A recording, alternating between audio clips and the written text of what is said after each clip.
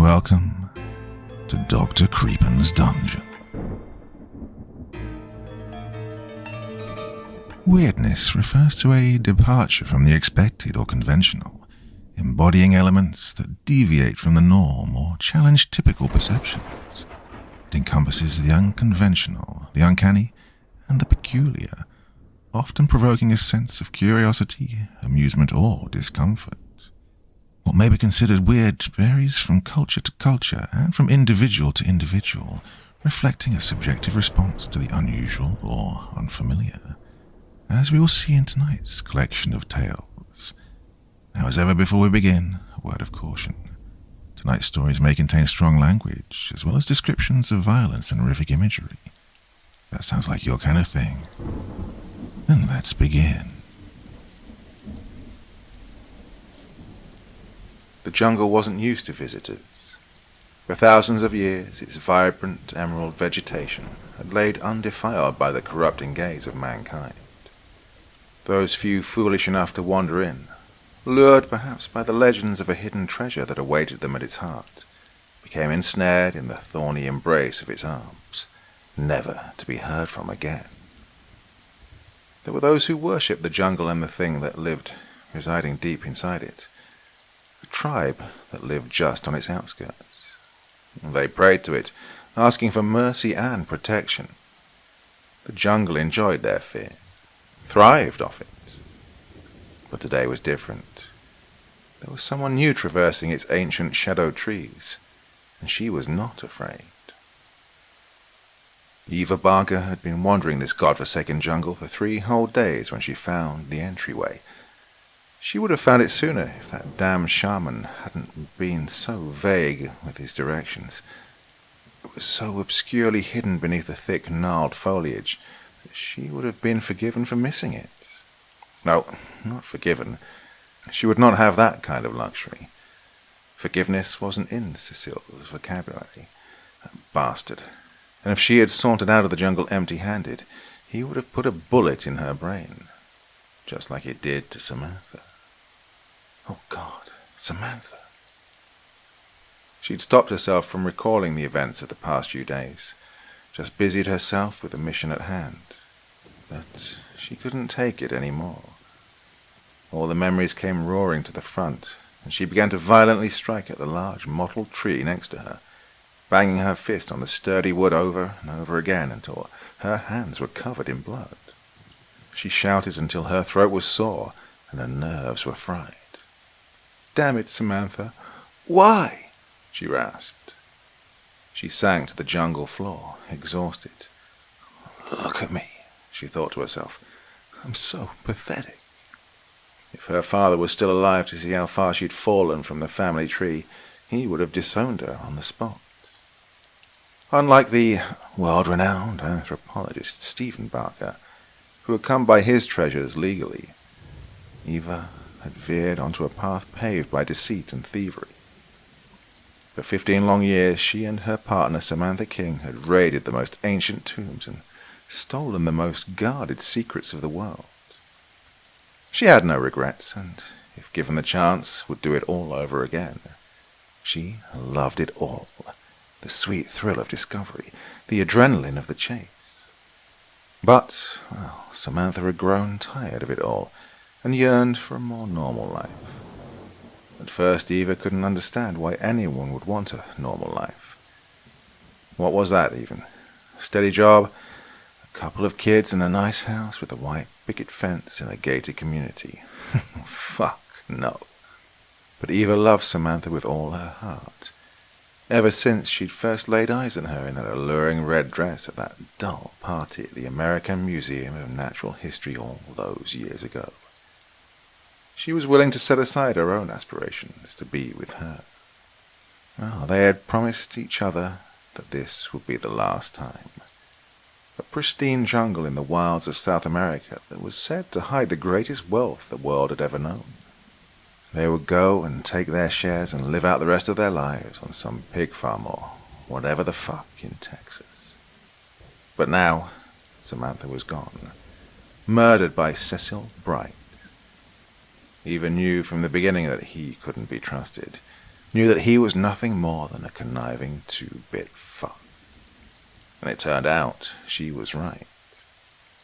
At first, he played by their rules. Over the course of several weeks, the trio had gained the trust and admiration of the tribe that lived on the jungle's outskirts.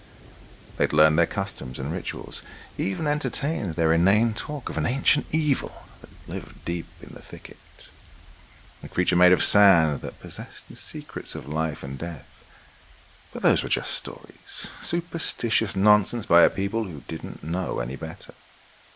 As time went on, Cecil grew more and more unstable, his patience wearing thin. And then, one day, he lost his mind and beat the shaman to a bloody pulp, forcing him at gunpoint to divulge the location of the treasure. For the shaman's compliance, he was rewarded with a bullet. The pale white walls of the hut dyed red with his blood. Eva couldn't believe her eyes. Call her a thief and a liar all you want, but she was no murderer. Samantha had tried to reason with Cecil, but whatever reason he had left in his little brain had fled long ago. He gunned Samantha down, putting a bullet through her spine. As she lay dying, he laughed in her face and finished the job. He gave Eva an ultimatum. Go and retrieve the treasure for him, or end up like the rest. Eva reluctantly agreed, and now here she was, 3 days later, a teary, sweaty mess lying on the jungle floor. She got up to her feet and went over to inspect the entryway. It was a large gaping hole hiding on the side of a rocky wall, covered in thick, thorny vines that curled themselves tightly around the doorway. Eva took a machete and started whacking at the constricting cuticles. But instead of chopped bark, her hits sent hot crimson blood spurting into her face. After a few more hits, an unearthly wail echoed from inside the gaping blackness of the entryway, a scream so haunting that it sent shivers down her spine.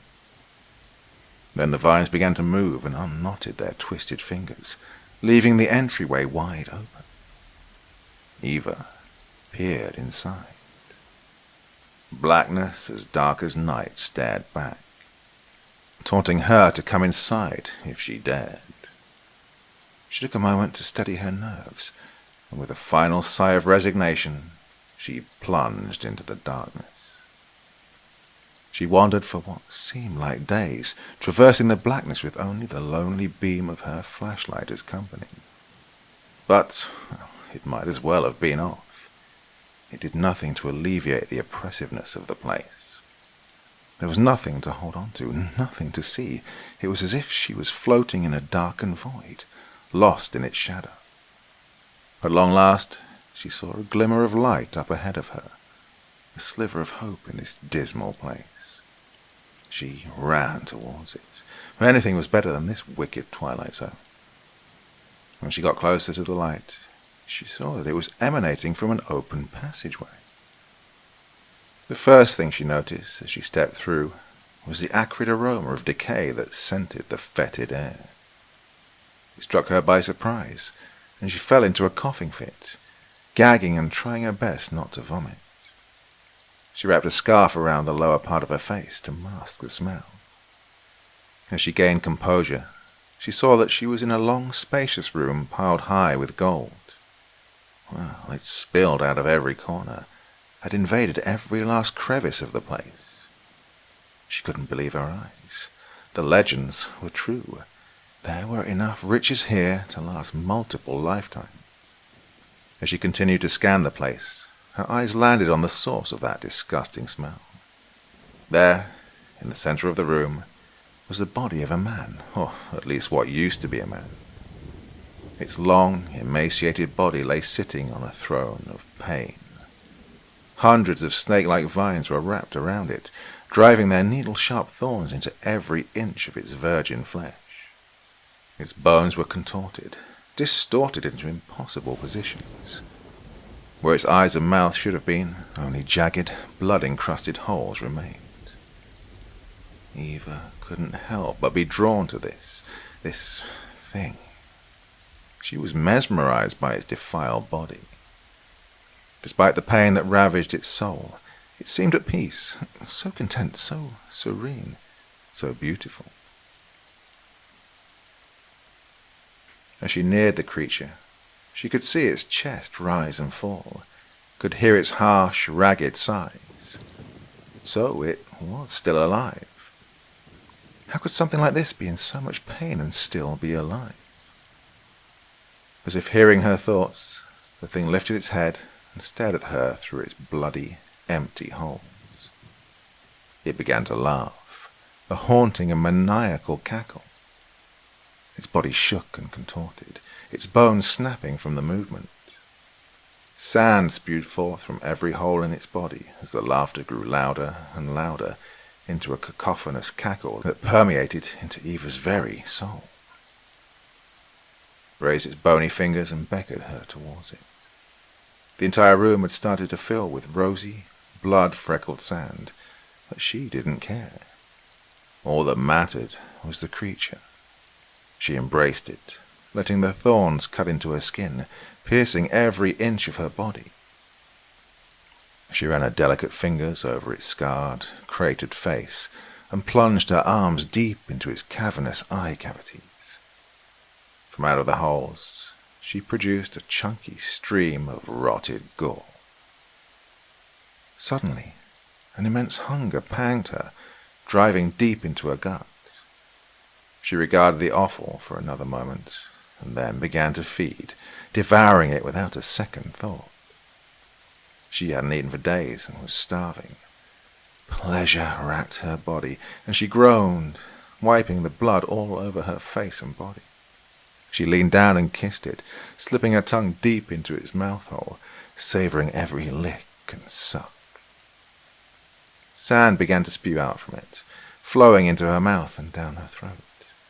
She sputtered, choking, drowning in the sand that was filling her body and coursing through her veins. But she wasn't afraid. No, Eva felt a calmness engulf her entire being. Then the sand invaded every part of her being, and she was no more. Cecil paced furiously up and down the hut. Where was she? Where the fuck was she? It had been 3 whole days, and she still hadn't returned. It was a simple task. Go in, take the treasure, leave. Oh, she had probably taken it all for herself and fled. Hadn't she, that bitch? He thought. He should have gone and done it himself. He reached for his gun and prepared to leave this backward place. Never send a woman to do a man's job, he thought bitterly. But as he opened the flaps of the hut, a sharp, horrendous smell punctuated the air. He turned and came face to face with Eva, or at least what was left of her. Her limbs were stretched out of proportion, long and spindly spider legs and arms. Her belly was bloated and bulging, and a large, caved-in bloody hole was where her face used to be. "Eva," Cecil asked, "is that you? What the fuck happened?" But the Eva thing didn't respond. It only stood there, motionless. Then, just as suddenly as it appeared, it was upon him, tearing into his flesh. He tried to fire at it, but the bullets had no effect. They were simply absorbed into the scarred body. Eva tore his body limb from limb, and Cecil screamed and screamed and screamed. Well, the tribespeople had heard poor Cecil's cries for help, but they were too afraid to enter the hut. At long last the screams died out, and all was quiet. Eva stepped out from the hut, her mutilated body drenched in sand and blood. The tribespeople gasped and fell to their knees in reverence and awe. The prophecy had proven true, and their queen had finally returned. The jungle was alive. It was finally free, and it felt so very, very hungry. Just like most of us, I set myself a New Year's resolution this year to look after myself a little bit better get back into shape and start living a healthier life. And one thing I've done is to supplement my diet with AG1. Now, AG1 is a powerfully simple supplement, full of vitamins, minerals, whole food source nutrients and more, in a single scoop that takes seconds to mix each morning. It helps to support your brain, heart, energy, and immune health. My personal experience with this has been fantastic. It has just slipped so easily into my daily health routine. Now, this comprehensive and convenient daily nutrition supplement has many, many benefits. First of all, I find that my focus and energy level improved. The mixture of rhodiola, magnesium, and B vitamins support sustained energy throughout the day, meaning that I no longer get that caffeine crash that I used to get after so much coffee in the morning. I also find that my stress and mood balance is much better.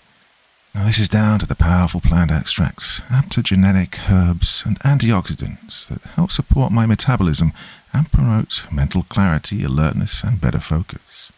And, moreover, well, I'm not getting any younger. It certainly helps with healthy aging. Those phytonutrients from whole foods in the AG1 promote longevity by supporting cellular metabolism and health of the skin, brain, and heart. And, well, I could certainly do with that. Now, the reason I love it so much is that it's become an effortless daily habit. Now, we know that when setting intentions, consistency is key, so building healthy habits can be quite difficult. That's why AG1 has been designed to be as quick and simple as possible. Just one scoop, once a day, mixed with water. It takes less than a minute, and it tastes good too. So if you want to join me and take ownership of your health, try AG1 and get a free 1-year supply of vitamin D and 5 free AG1 Travel Packs with your first purchase. All you need to do is go to drinkag1.com/creepin. That's drinkag1.com/CREEPEN. So join me and check it out now.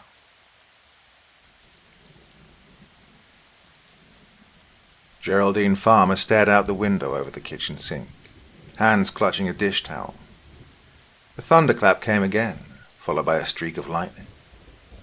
She started and backed away, well-worn slippers scraping against the linoleum. The rain began to fall, coming in erratic drops that beat against the window and the sides of the house. After another rumble of thunder, the sky opened up and the rain poured down in sheets, droning on the roof, slapping the glass. The wind howled, and the trees surrounding the house whipped against the darkening sky like subjects bowing to an invisible god.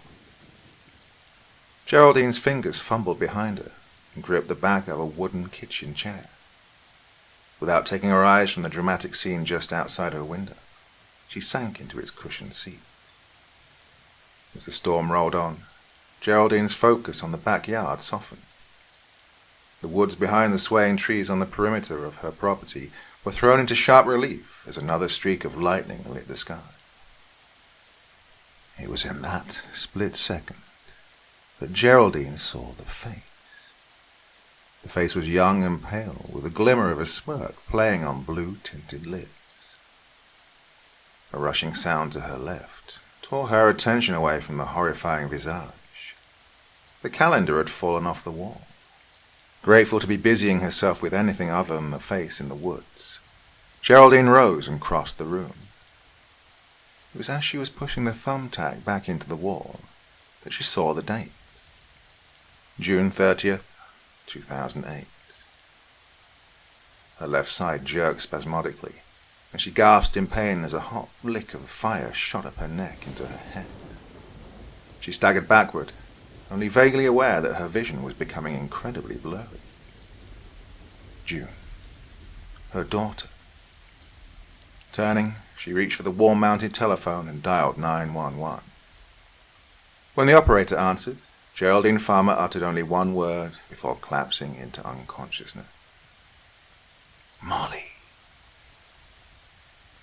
Molly Larson slammed the door to the sedan and flew up the pebbled walkway. Her grandmother stood just inside the screen door and bent to embrace the child as she bounded up the steps. "Hi, Grammy," Molly said brightly, her blue eyes dancing. "Hi, Mom." As Molly's mother plodded up the walkway, Geraldine noticed how deflated she looked, Hello, June. They embraced, and Geraldine stepped back, allowing both of them to enter her small, cottage-style home. "How you doing, Molly?" Geraldine asked as they stepped into the living room. "Did you have a nice drive?" "It was all right," Molly said, twirling a long strand of blonde hair between her fingers. Her grey-blue eyes sparkled, and she lowered her voice to a whisper. "We got lost a couple of times, though, and somebody cut Mommy off on the highway. She gave them the bird." Geraldine shot her daughter a look, but June just rolled her eyes and sagged into the love seat with her son. Molly hung her head. "I'm sorry." "It's all right, sweetie," her grandmother told her. "We all get angry sometimes and do things we later regret, right?" Molly nodded, making a point to avoid her mother's eyes. "Oh, can I go outside and play on the tire swing?" Geraldine nodded her approval. "Just don't wander off," June called, but Molly had already disappeared out the door. "Well, I can't believe the tire swing's still there," June said. "I remember when Dad put it up." Geraldine took a seat opposite her daughter in a worn, paisley-printed chair. "June, things are getting worse, aren't they?" The younger woman's dark brown eyes instantly swam with tears.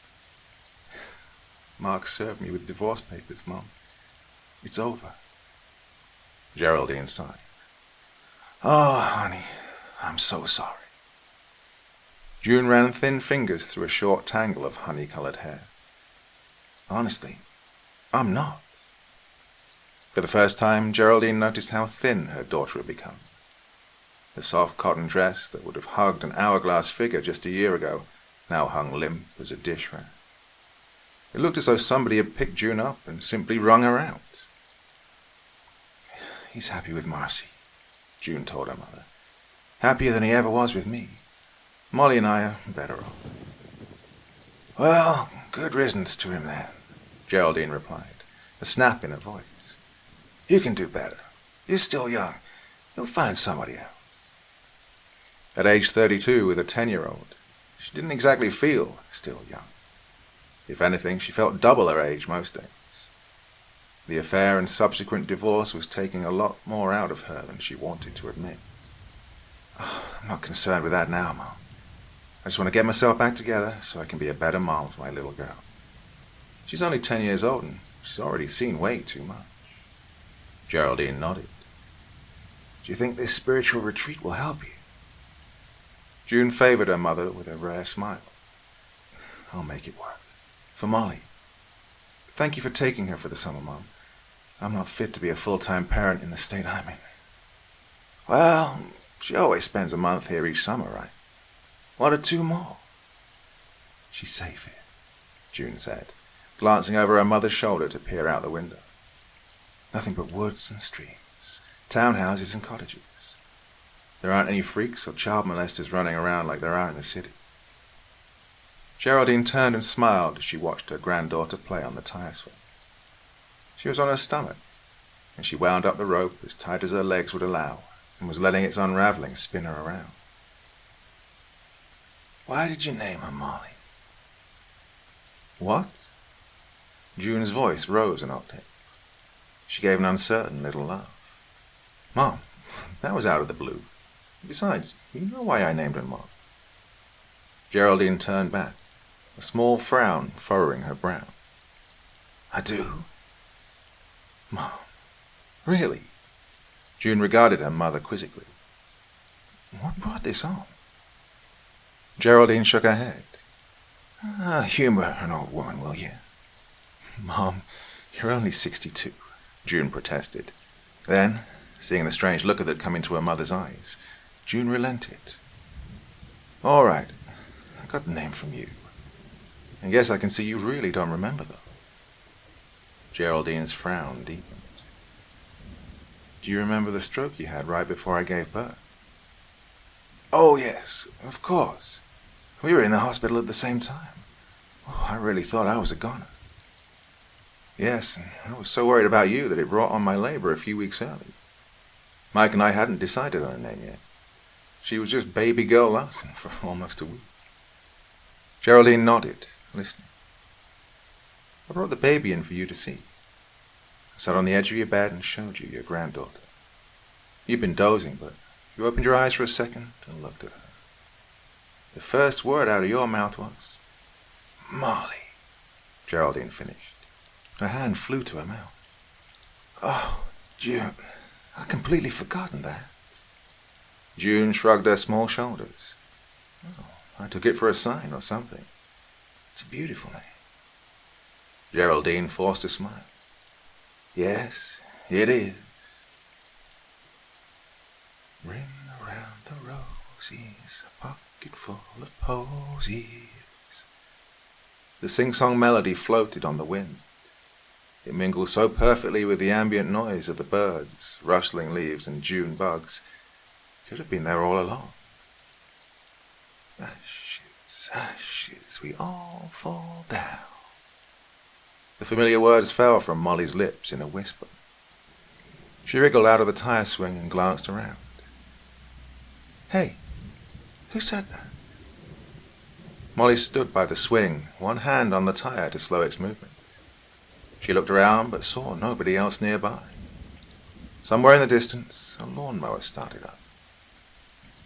A movement out of the corner of her eye turned her attention to the woods. The tall thicket of grass at the edge of the property began to ripple, even though there was no breeze. The hint of a giggle coming from that same direction made Molly move closer. She began walking towards the woods as though her small, bare feet had a mind of their own. "Allie?" Molly asked uncertainly. "Is that you?" The movement in the grass stopped, and Molly too halted. She was standing just at the edge of the woods now. The grass came nearly to her shoulders in some spots. It was then that Molly noticed the change in the atmosphere. The sound of the lawnmower and the beetles were muffled now, as though two thick wads of cotton had been stuffed into her ears. Shaking her head, she took a step forward, reaching out both hands to part the blades of the grass. When the thin, white hand came down on her shoulder, she screamed. "How's your grilled cheese, sweetie?" Geraldine asked. Molly washed down a thick wad of bread and cheese with a swallow of milk. The glass had begun to sweat, and it slipped in her hands, making a loud thwop against the table when she tried to set it down. She jumped at the noise. "It's good, Grammy." "Oh, I didn't mean to scare you outside, honey," Geraldine said. "It's just I've been trying to call you. You didn't seem to hear." "I'm sorry." Molly felt her insides squirm at the recollection of the incident by the woods. Why had she been so scared? Molly prided herself on never being afraid, especially since Mum always seemed to be. When the hand had grabbed her shoulder out in the backyard, Molly didn't immediately recognize it as her grandmother's, and she'd shrieked like a baby gazelle being mauled to death by a lion. How embarrassing. "I wish Allison and her family hadn't moved away," Geraldine went on, sipping a glass of iced tea. "You and she always liked to play together in the summer." "I thought maybe she'd come back." Geraldine's smile was tender. She placed a hand on her granddaughter's shoulder. "No, they sold the house months ago, I'm afraid. An elderly couple lives there now. They've no grandchildren. It looks like it'll just be you and me this summer." Molly frowned. "There are no other kids in the neighborhood." Geraldine shook her head. "Not that I'm aware of." "That's weird." "How so?" "I heard a girl in the woods today." Geraldine flinched, drawing her hand away. You must have imagined it." Molly chewed on her lower lip. "Yeah, I guess so." "You be careful around the woods, Molly. You understand?" Molly was startled at the sudden snap in her grandmother's voice. "Okay, I will." "You're not to go into those woods alone." Molly nodded. "I used to go with Allie sometimes. We took a shortcut to her house." "Well, it was all right with Allison. She grew up in these woods. She knows them." "Knew them?" Molly grew quiet then. She stared down at the table and sighed. At first, when her mother had told her she'd be spending the entire summer at the cottage, Molly had jumped at the chance of being able to be free of her parents' constant fighting. She'd imagined long days with Allie, playing in the woods, swimming in her pool and having fun. Allie had written to Molly right before she moved. Her mother had misplaced the letter and the bad news that had come with it. It had only surfaced a couple of days before the trip to Grandma's house. Molly hadn't made a big deal out of the letter in front of her mum, but when she was finally in bed, she cried herself to sleep. She loved her grandmother, but the thought of being her only playmate through the whole summer made Molly's chest feel heavy. She didn't want to cry in front of her grandmother right now, so she grabbed the slippery glass with an iron grip and chugged what was left of the milk. "Hey," Geraldine spoke gently. "Why don't we go to the orchard tomorrow and pick some apples?" "If I just get a bit higher," Molly spoke through gritted teeth. She stood under a small apple tree, one arm stretched so high it felt as if any moment it might come out of the socket. She was pushing so hard to reach the shiny green orb above her head that her toes hurt. She felt a surge of renewed hope when her fingertips brushed once and then twice around the fruit. Then a sudden cramp in her left leg sent her sprawling to the ground. "Damn it!" She brushed sweat-soaked hair off of her forehead. She glowered at the apple as it bobbed in the slight breeze. She might as well have been laughing at it. "Need a hand?" Molly turned to see a tall, dark-haired boy beside her. Though she hadn't answered his question, he was already stooping to pick up the apples that had spilled out of a small basket. Molly guessed him to be about 12. "Oh, thanks," Molly said, getting up and brushing off her backside. The boy smiled shyly and returned her basket. "No problem," he said with a shrug. "I'm Adam." "Molly." "You live round here?" "No," Molly said, shaking her head. "I'm visiting my grandmother for the summer." "Oh, come to think of it, where was her grandmother?" Molly scanned the rows of trees. She could have sworn she was just beside her only a moment ago. "Is her house here in town?" Molly had been concentrating so hard on trying to locate the familiar purple dress and grey hair that she started at Adam's words. No," Molly said, shifting the basket. "She lives in a cottage out at Bridge Creek, right by Harper's Woods." Adam's mouth dropped open, and he took a step backward. He seemed to be about to say something when he was interrupted by a sudden yell to their left. "Molly!" Geraldine, face flushed, hair askew, came panting toward the two children. Her eyes darted back and forth between them as she laid a hand on her granddaughter's shoulder. "Where have you been? I thought you were right behind me." Molly felt her face begin to flush at being scolded in front of a boy who was almost a teenager. "I'm sorry, Gram," Molly said. "I thought you were right behind me, too." "Hello there," Geraldine said stiffly, nodding curtly to Adam. "Hello, I'm Adam. I'm here with my dad, but he knows where I am." Molly suppressed a giggle. The kid obviously thought he was about to be scolded as well. "Oh, all right," Geraldine said, her expression softening. "That's good to know." "Sweetie, you almost ready to get going? We need to stop at the grocery store before we go home." "Sure," Molly said. Nice meeting you, Adam." "Nice meeting you, Adam," Geraldine parroted. Molly and her grandmother had made it most of the way out of the orchard before Adam bounded back into sight. He tapped Molly on the shoulder and greeted her startled cry with a wide grin. In his hand he held the elusive fruit that had caused their meeting. Decided you might want this," he said, topping off her basket. "Oh, thanks," Molly said, glancing backward to be sure she didn't lose her grandmother again. "Hey, listen, I guess you haven't heard, huh?" Molly frowned at Adam's sudden change in tone. His dark eyes were dancing with mischief. "What are you talking about?" Harper's Woods is haunted. Oh, come on, Molly began, but he cut her off. No, seriously, he said, stepping back. It's really weird that you're staying there for the summer, too. What's so weird about that? Adam gave her a long look before speaking again. I can't believe you don't know, Adam said, shaking his head. The ghost in the woods. Her name is Molly.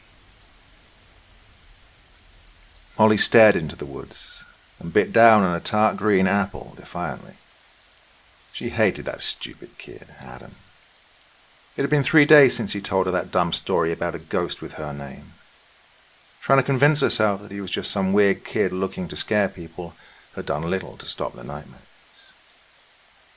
Her grandmother kept asking Molly why she looked so tired at breakfast, but Molly didn't want to say. She was sure her grandmother would think the stress of her parents' divorce or loneliness was bringing it on.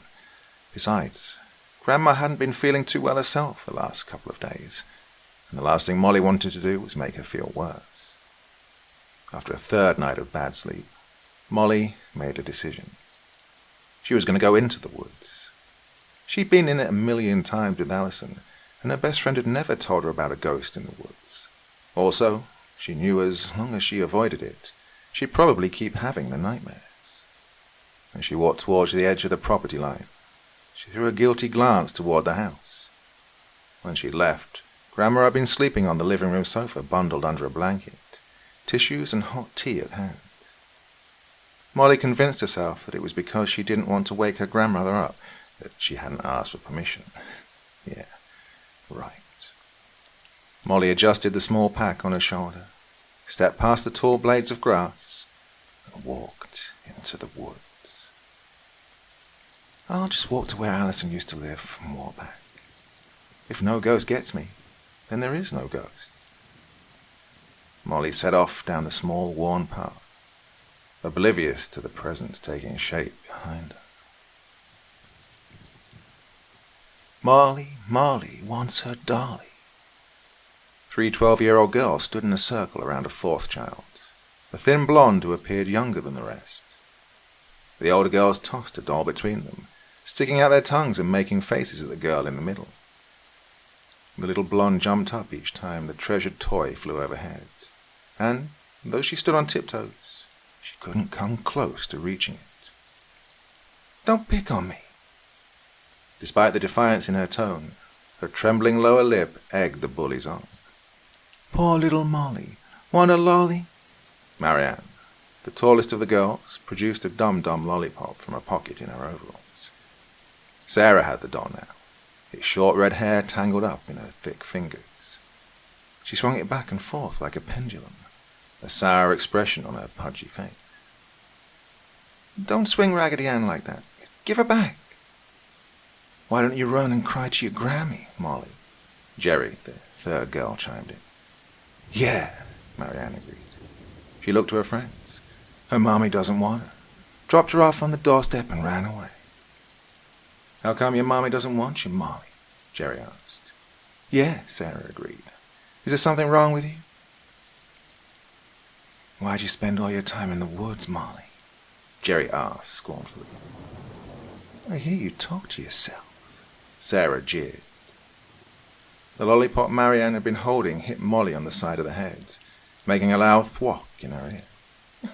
Leave me alone, Molly shrieked. Her fists clenched into balls at her side as tears poured down her cheeks. Just leave me alone. Just then, a sudden gust of wind rocked the trees in the woods around them. The sky, which hadn't held even one cloud only moments ago, was suddenly grown dark as though an unseen hand had reached out to block the sun. Thunderstorm, Sarah announced, tossing the doll to Marianne. Jerry seemed to be the only one to notice the sudden change in Molly. The young girl was no longer crying. She wasn't even moving. She was glaring, emerald eyes darting methodically from Marianne to Sarah and then back to Jerry. Jerry felt herself taking several steps backwards, nearly ploughing into Marianne and Sarah, who had begun to dance amidst the sudden rain shower. A deafening boom of thunder followed a streak of purple lightning that painted the sky. "Hey, watch where I'm running," Marianne laughed, shoving the doll into her friend's hands. Let's get out of here," Jerry yelled above the storm, her gaze still on Molly. Those eyes. They just kept moving. No, ticking. Jerry realized with a crawling shudder that the eyes reminded her of one of those Kit Kat clocks ticking off the seconds. Tick-tock, tick-tock, tick-tock. "Yeah, let's go," Sarah agreed, pushing a wet tangle of hair from her face. The two girls took off down the path, shrieking with delight. Jerry watched them go. "I'm going to get lost in the woods." The voice was so close to her ear that Jerry screamed and jumped back. Though Jerry had only looked away for a moment, Molly had somehow managed to cover the 10 or so feet between them in that time. Her face was only inches from Jerry's, her green eyes dark with rage and still red-rimmed from crying. She snatched the Raggedy Ann doll from Jerry's loosening grip with animal ferocity. The smile on Molly's pale face was pure rage. "But I'll come back for all of you." Geraldine woke with a start, her hand clutching at her sweat-soaked chest. As she struggled to right herself on the sofa, she was seized by a sudden coughing fit. Grabbing a cushion for support, she reached for a tissue and waited for the fit to pass. "Damn it," Geraldine cursed. She could still see the cold eyes locked onto hers, still feel the sudden shock of cold raindrops through the canopy of dense forest. "I'll come back for all of you." That whispered threat, uttered nearly 5 decades ago, still echoed in her mind as though the words had just been spoken. Marianne, Sarah, and Geraldine had all made it out of the woods unscathed that day, and Molly had stayed true to her word. She disappeared. The search party had been sent out to look for her when Jerry, despite the protests of her friends, told Molly's grandmother that they'd last seen her playing in the woods. Neither Molly nor the body of the young girl was ever found. Jerry had been terrified to knock on the old woman's door. For decades she'd held the title and reputation of town witch. Though she had been polite, Molly's grandmother had stared coldly at young Geraldine throughout her well-rehearsed lie, as though she could see straight through her. She knew what the kids in the neighborhood said and did to her grandchild, though she passed away long before she ever saw what Molly had in store for them.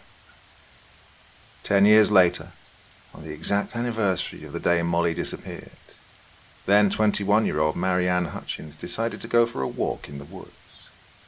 Though she hadn't entered them in a decade, she got up early in the morning, left her newborn son with a neighbor, and vanished.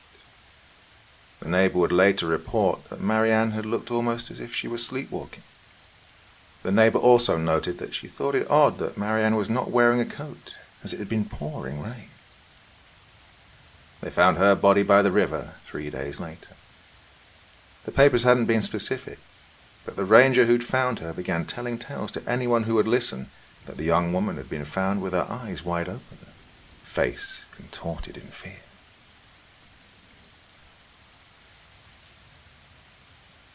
Ten more years will pass before the death of Sarah's grandfather brought Sarah, her husband, and 2 children back to her hometown. By this time, Geraldine had all but forgotten the strange incidents of Harper's Woods. She'd been married, and she and her husband were expecting what would be their only child, June. Geraldine had been sitting at the kitchen table the next morning, cutting Sarah's grandfather's obituary out of the paper, when the phone call came in. Sarah's husband could only conclude that, in her grief over losing her grandfather, Sarah must have woken in the night to take a walk and had perhaps gotten turned around in territory much changed since her childhood. They found her car parked just outside of Harper's Woods, and the body only 20 minutes later. Though the coroner had proclaimed accidental drowning as the cause of death, Geraldine knew better.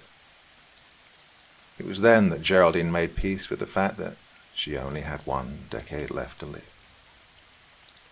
But death instead came to claim the life of Geraldine's husband during the span of that 10 years. And she didn't come in the form of an angry child on a specific anniversary day. Walter had simply stepped off the curb and had been hit and instantly killed by a drunk driver. Though Geraldine spent some time worrying over June, she soon convinced herself that nothing supernatural had ever had designs on them. The strange deaths of Marianne and Sarah were just creepy coincidences. The insurance money Geraldine had come into from her husband's death had helped her and her young daughter more than either of them had expected. June was able to attend a private boarding school during the fall and spend each summer at an exclusive summer camp. Geraldine closed her eyes now and forced herself to take a deep breath.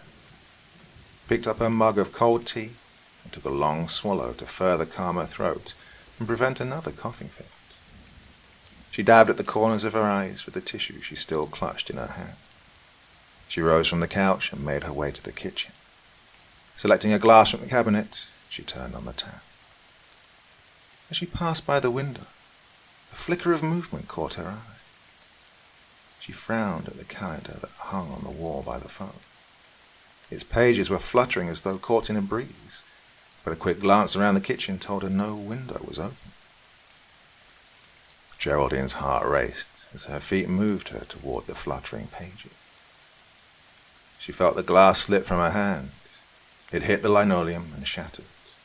But Geraldine didn't hear. She didn't even feel the glass shard that penetrated the thin sole of her house slipper when she staggered backwards. A flash of lightning lit up the sky. Geraldine gasped and turned a face drained of color to the window and the woods beyond. Oh no. Ring around the rosy. The voice was a whisper. Molly whirled to face the sound, but could see nothing but forest. She licked dry, chapped lips and swallowed hard. Who's there? She'd heard a twig crack a few minutes ago. Had somebody or something been following her? When the shape appeared from behind the gnarled old oak tree, Molly gasped and took a step back. The little girl smiled. There's a storm moving in. You should go home. Molly's chest tightened as she stared at a young girl who appeared to be about Molly's age, with long, stringy blonde hair and a tattered dress. The only thing that stood out were her eyes, green and almost unnaturally bright. Who are you? Molly asked. I'm Claire, the little girl said, stepping forward. It seemed to Molly that with each step she took, the little girl seemed to glow brighter somehow, as if bathed in her own private sunshine. I bet you thought I was a ghost, huh? Molly surprised herself by giggling. Yeah, well, somebody told me a ghost story about these woods.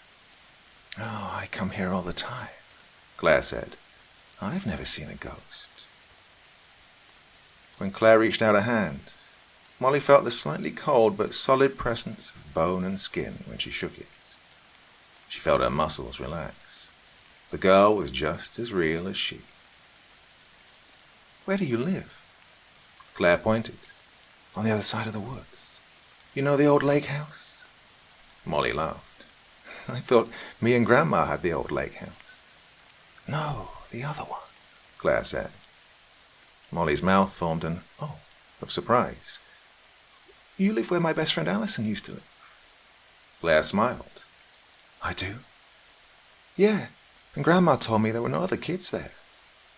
Claire shrugged. Oh, I'm staying there with my grandparents for the summer. A sudden rumble of thunder caught their attention. Molly looked up.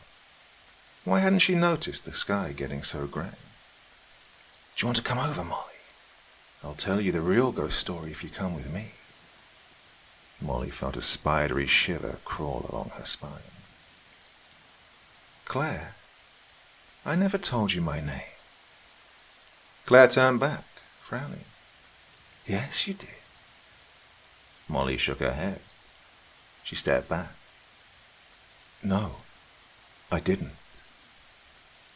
Thunder clapped again.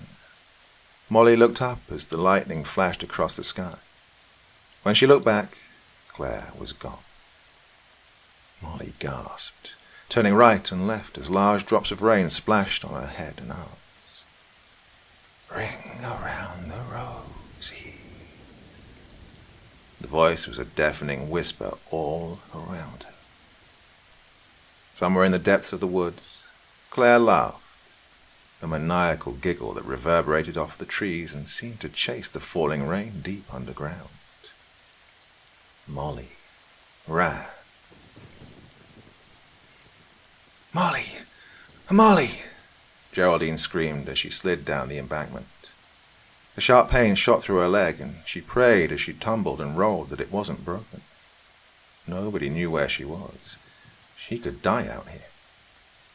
She landed on her hands and knees in a deep puddle of muddy water. "Molly!" She'd been combing the woods for nearly an hour, but so far had seen no sign of her granddaughter. The rain poured down in sheets. Geraldine lurched blindly into a tree and held on. For a moment, she was 12 years old again, helping her friends pick on a helpless little girl. She saw the rage in the eyes of the girl in not so distant memory. 50 years to the day. How would she not realize the date? Lightning flashed and lit a streak of blonde in the distance. At first, Geraldine was struck by an urge to scream. Then, she recognized her grandchild.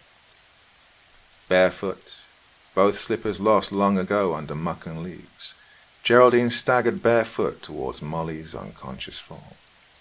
"Molly!" Geraldine slid down to her knees and cradled the rain-soaked head in her arms.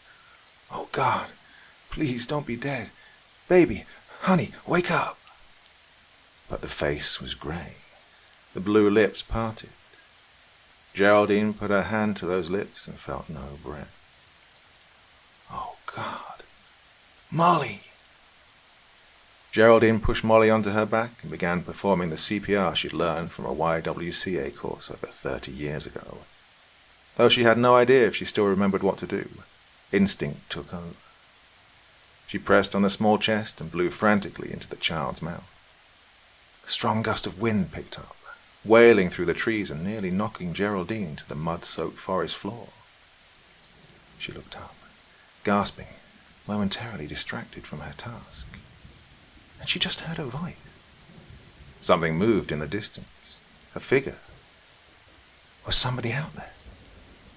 "Help! Help! Over here, please! It's my granddaughter. I think she's drowned." Something moved. An amorphous figure melting into the trunk of a tree. Geraldine squinted, shook her head and resumed the chest pumps on her grandchild. An explosion happened beneath Geraldine's hands as Molly sat bolt upright and gasped for air. She fell onto her side and began coughing up water. "Molly! Molly!"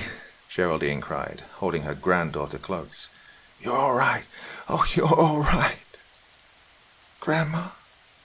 "That's right, honey. Grammy's here." Geraldine pulled Molly away and held her at arm's length, checking her over for any injuries.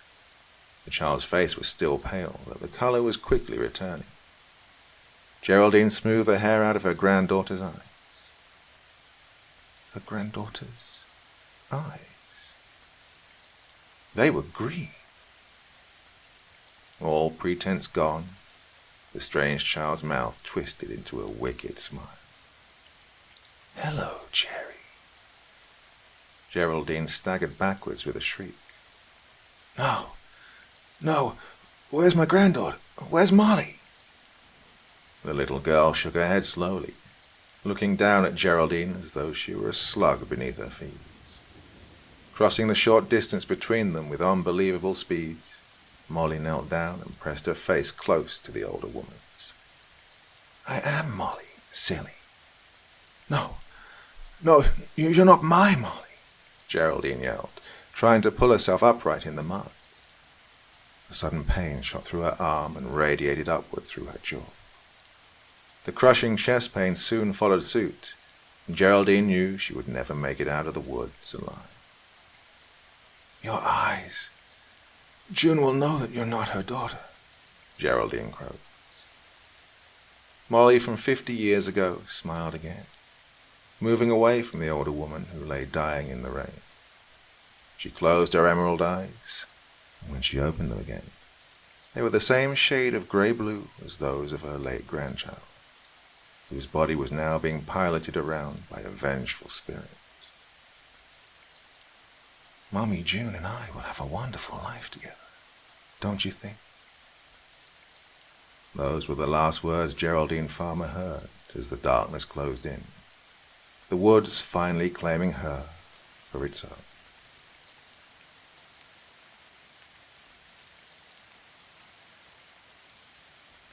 I've lived in Pike Falls, Georgia, for my entire life. Pike Falls has a population of less than 1,000. The town's mostly populated by working-class people. Many of us haven't even graduated from high school. The largest employer in town is a lumber mill, and there are more bars than traffic lights. Everybody knows everybody. And they're not fond of outsiders, and after last weekend, neither am I. I'm writing this because last Friday my life changed forever. I often find myself in one of the town's many bars on Friday and Saturday nights. This is a common theme amongst the other residents of Pike Falls. Unlike many of these other folks, I had something to drink about. Something that was far worse than a stressful day at the mill. I got off work around 9 p.m. and headed to my favorite bar, a cozy establishment called The Cabin, to drink away my feelings. Well, I should have known something was off that night. The cabin was almost empty, except for a handful of people sitting at tables and one man sitting at the end of the bar. Oh, it was quiet. Too quiet for a Friday night, I thought to myself. I took my seat at the bar and ordered my usual drink, a tall, cold draft of Bud. I tried to focus on watching the football game that was on the TV that hangs over the bar, except my eyes kept wandering to the man at the end of the bar. I hadn't seen him before, and he was way overdressed for Pike Falls. He wore all black dress clothes and a black fedora. He was tall and thin. He appeared in his early 60s and very pale. He sat in silence at the end of the bar with his legs crossed, stirring what looked to be an old-fashioned. The few other patrons that were in the bar were lost in their quiet side conversations. Not this guy, though. He seemed to zone out into his drink, as if he was reading a crystal ball or something. Well, finally, my curiosity got the better of me. I asked the bartender, Mikey, if he knew anything about the mysterious man at the end of the bar. In town on business or something. Said he was waiting on someone. Been here for a few hours. Maybe the poor chump got stood up, Mikey replied, distracted by the football game on TV. After downing 3 more drafts, I decided that no one should have to wait around alone, and I decided to approach the stranger. "Hey, bud, my name's Tim," I said, holding out a hand to the stranger. The stranger's enamored gaze on his drink broke, and he stood to shake my hand. "They call me Walter. It's nice to meet you, Tim," he said in a confident, accented voice. Damn, this guy is tall, I thought to myself. Despite being a rather tall man myself, the stranger towered over me by at least 6 inches. Well, I got talking to Walter for an hour or so. He was in town on business like Mikey suspected. Well, I was taken aback when I asked where he was from and what that accent was. He replied, "Oh, son, I'm from down south. You wouldn't know if I told you." As time passed, the bar emptied even more. It was pushing midnight when the last patrons left. Strange for a Friday night. Usually townsfolk would stay until last call. I didn't mind, though. Walter was an interesting enough guy with very entertaining stories. Judging from our conversation, it was clear. Walter didn't seem to understand football. Mikey even interjected at one point. "You're from further down south and you don't know much about football. Did you live under a rock or something, bud?" letting out a cackle. Something like that," Walter said, with a smooth-looking smirk.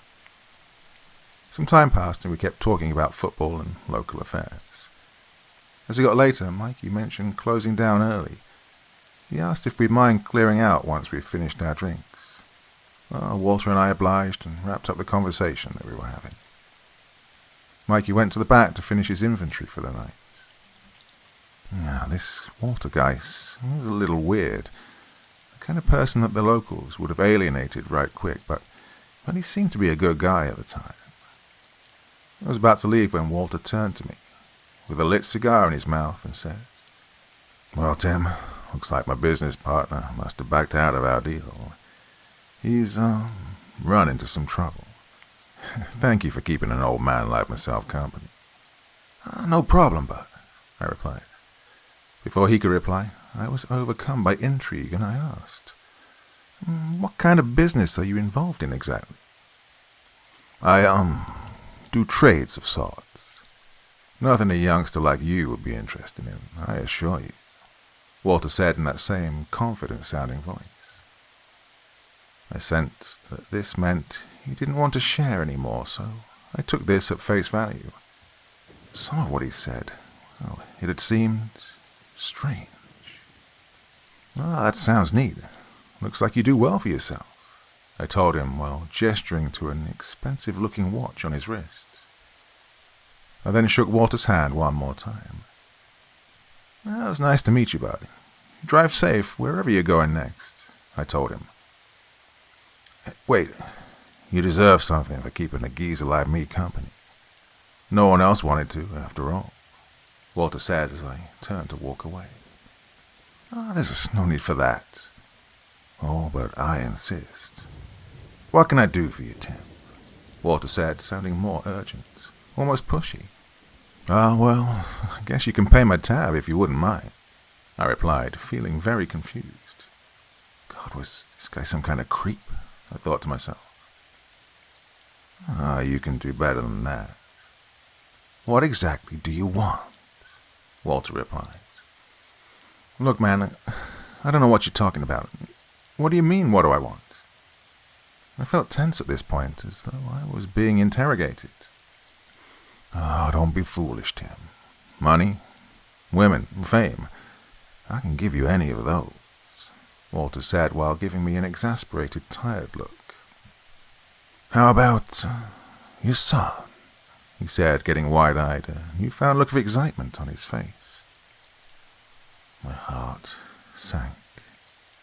I was overcome by a dozen feelings: rage, guilt, horror, confusion, complete and utter shock, among others. I grabbed the cuff of Walter's jacket and pulled him close to me, close enough to whisper in his ear. "What the hell did you say to me? How the fuck do you know anything about my son?" I said while holding back tears. Walter smirked at me, and he pulled me in even closer. "Because I'm the devil, son," he replied, as poised as ever. I let go of him immediately. Who was this bastard? I thought to myself. And how the hell did he know anything about my son? I stood there in complete shock. I was in tears at this point. What happened to him? I asked, my voice cracking. I knew that my 4-year-old son had been kidnapped 3 years ago, but I never knew more than that. The following downward spiral led to my divorce and subsequent patronage of this bar. I still blame myself for his disappearance, and so did my ex-wife. Tim, I could tell you, but you don't want to know that, Walter said, appearing to be as collected as ever. Go to hell, I yelled, now in a frantic state. I felt nauseous. How did he know about any of this? Oh, with pleasure. I was beginning to feel homesick anyway.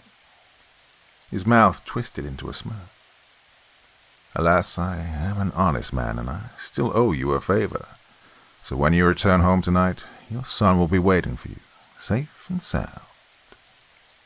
And that was the last time I ever saw Walter. He strolled out of the door as Mikey came fumbling out of the back room, lugging a keg to the bar.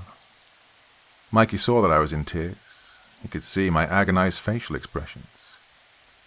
God, how much had Mikey overheard, I thought. Bud, what's wrong? Drink too much? Ex-wife giving you a hard time again? He asked in a reassuring voice as he sat the keg down. Yeah, something like that, I replied, my body still shaking. That other guy left? Mikey asked, gesturing to the end of the bar. Yeah, about damn time. God, I'm tired of these out-of-towners, I said. Holy shit, Mike said as he picked up Walter's glass. He then held up a stack of at least 10 $100 bills. Oh, this one must not be that bad, he said loudly, with a big grin on his face. Yeah, I replied. I waited around for another hour or so while Mike closed down the bar. He'd offered to give me a ride home on account that I'd drunk more than I could even remember. I took him up on it as I'd come back tomorrow morning and pick my truck up. Mikey knew exactly where he was going, as this was a frequent occurrence. I only lived 3 miles from the bar in a secluded home in the forest. On my way home, we noticed an accident. A car had run off the road, down a ravine, and head-on into a tree. When the headlights from Mikey's truck touched the tree, I could tell that it was covered in blood.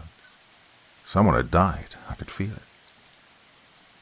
What Walter said about whoever he'd intended to meet passed through my head, and my heart sank into my stomach. I guess he had run into some trouble. A chill ran down my spine. God, what would be waiting for me at home? I thought to myself. Mikey dropped me off at my house a few minutes later, and I stumbled through my front door, which I'd left unlocked. I turned the lights on, and that's when I saw it. My son walked down the stairs from the room that used to be his. I began crying, overcome by sadness. I almost vomited as the putrid stench of decay filled my nostrils. My son was standing in front of me. He wore the same clothes he'd been wearing the day he disappeared. The only difference was that his body was bloated and grey. His skin decayed and waterlogged, peeling off in chunks. There was a single gunshot wound between his eyes. "Daddy, I made it home," he said as he embraced me. Well, I knelt down to embrace him back, still in shock and trying to hold back my repulsion. Then I put my hand on the back of his head and felt my hand sink into the exit wound that the bullet had made. I hadn't noticed the bloody cavern in the back of his skull until that point. I don't know what I was feeling inside, but it was the worst feeling in the world. A mixture of pure guilt, horror, and shock, but with a strange sense of relief. The moment these emotions hit me, my cell phone rang. It was an unknown number, but I knew who it was immediately. I pulled myself together as much as I could and answered. "Hello," I said, aghast at what I was experiencing. And there it was, that smooth, calm voice. "Hello, Tim. How's your son doing?" Lucifer said. I dropped the phone at that moment and slipped into drunken unconsciousness. I awoke what felt like an eternity later, to the stench of decay. No, it hadn't been a dream. So the next time you meet a stranger, don't talk to them. You never know who they might be.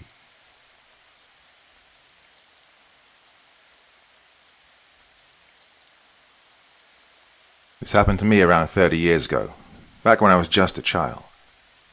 I've never felt comfortable talking about this, as traumatic as it was for me, but I think it's beyond time I let this off of my chest. It's up to you if you want to believe this or not. By now I'm used to people thinking I'm all kinds of crazy. So, back in the late 80s, before the Babri Mosque had been demolished, my family was living comfortably in a small town in central India. This was before the internet. Hell, our family couldn't even afford a television, so the only entertainment we had as kids was other kids.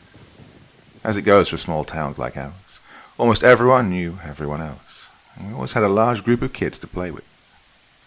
By far our most favorite activity was playing cricket, as it was and continues to be for most South Asian kids. Every week we'd each get 10 rupees, with the condition being that the losing team had to pool its money and treat the winners. It added stakes to our matches, and even led to fights, but it sure was something to look forward to each Sunday. My father was against this, arguing that it teaches kids to gamble, so I had to sneak off to my much more soft-hearted mum to pay my share. So, on every Sunday at around 4 p.m, I would take my cricket bat, strap it to the back of my cycle, and ride to the playground. Our cricket field was just a wide open space next to a seldom used basketball court, about 2 to 3 kilometers away from my house. My parents aren't particularly irresponsible, so it's still a wonder to me that I was allowed to go all that way at such a young age. The little playground was oddly positioned. The only buildings near it were an old post office and some abandoned houses. If it hadn't been for us kids, our town would have just forgotten about that area.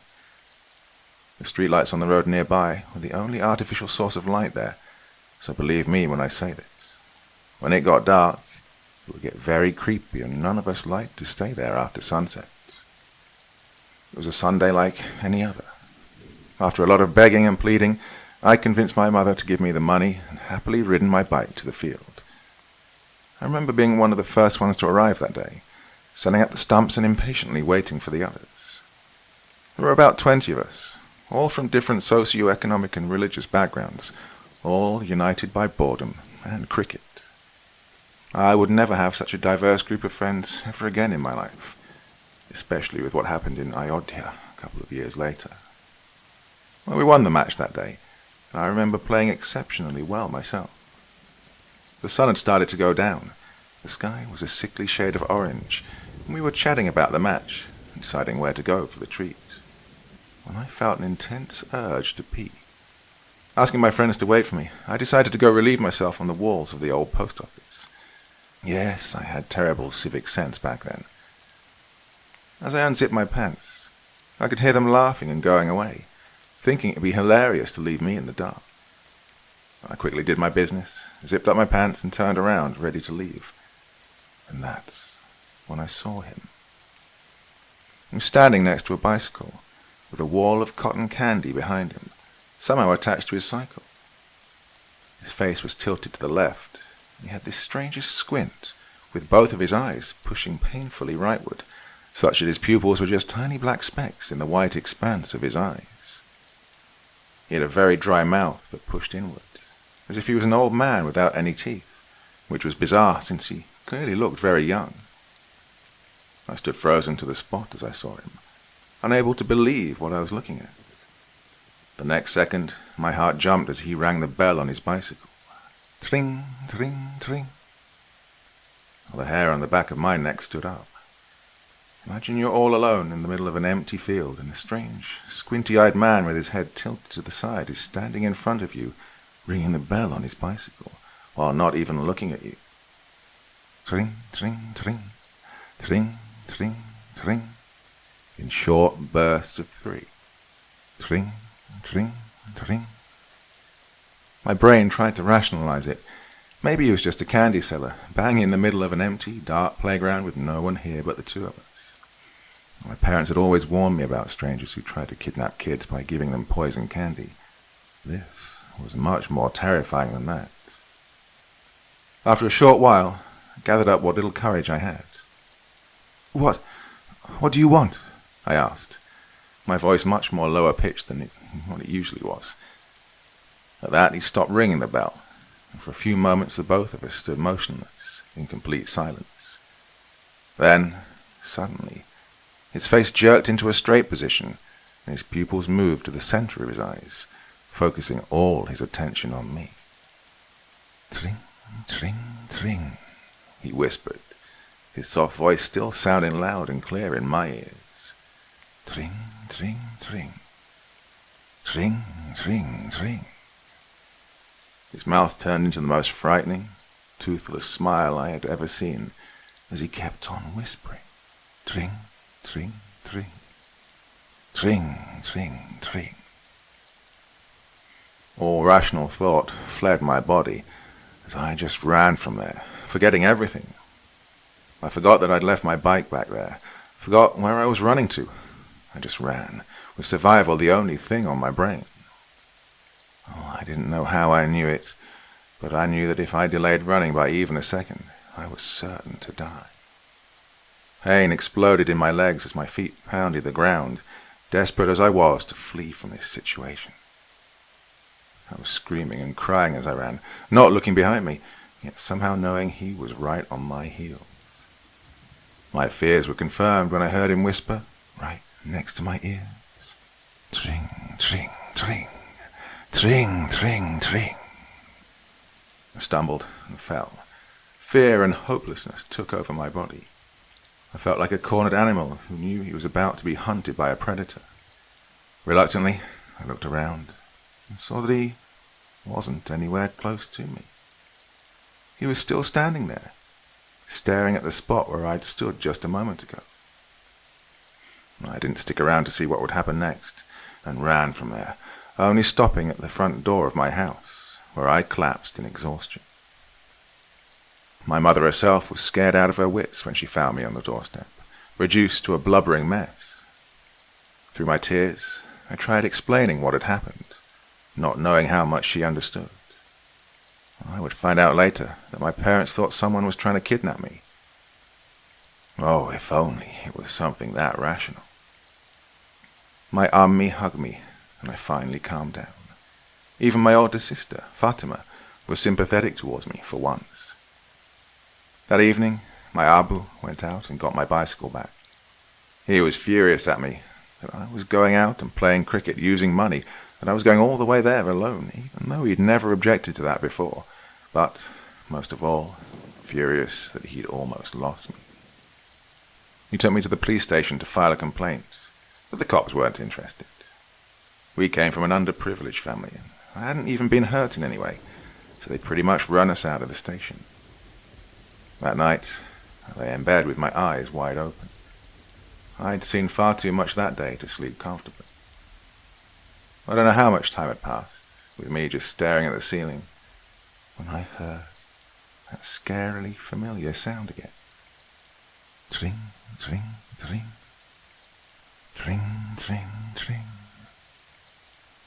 It was, unmistakably, the sound of that god-awful bell again, this time coming from right outside my bedroom.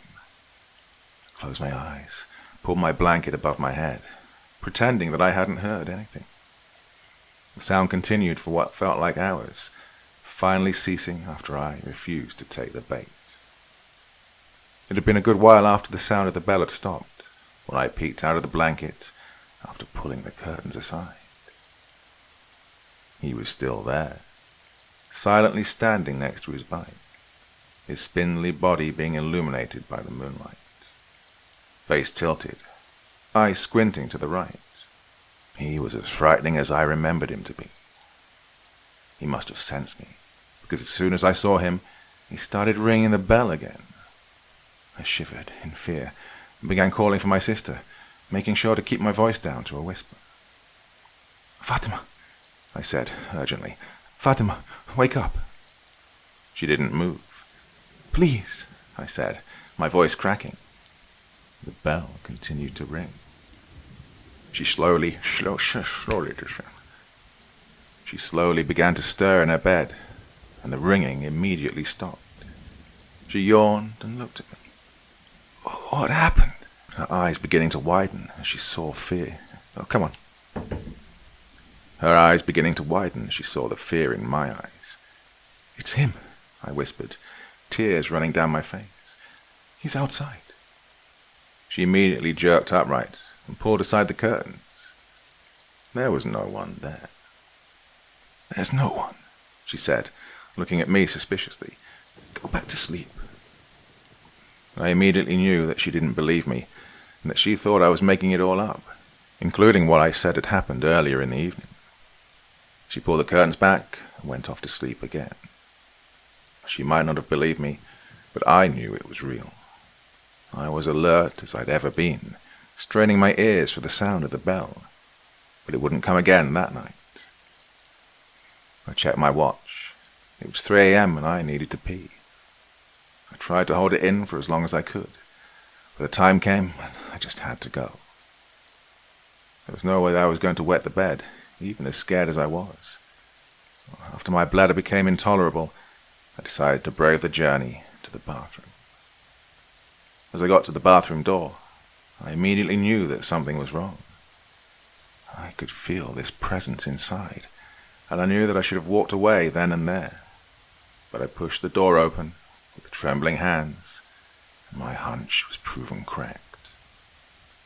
I saw a figure in the dark corner, his back turned towards me. Even though I couldn't see him, I knew who he was.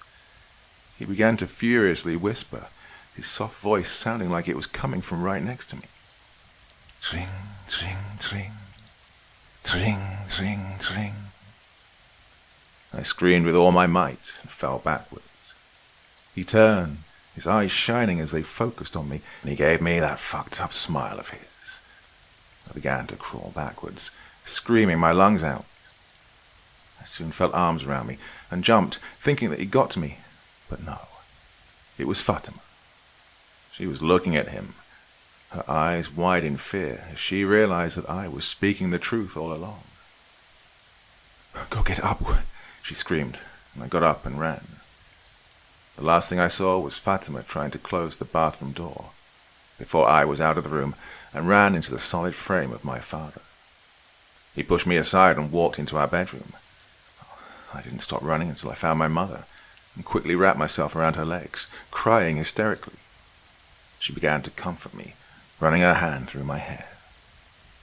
Just when I thought the madness was coming to an end, my father let out a yell, full of such anguish that I had never heard in his voice before, or ever would again. Ami quickly walked to our room, with me following closely behind, albeit a little reluctantly.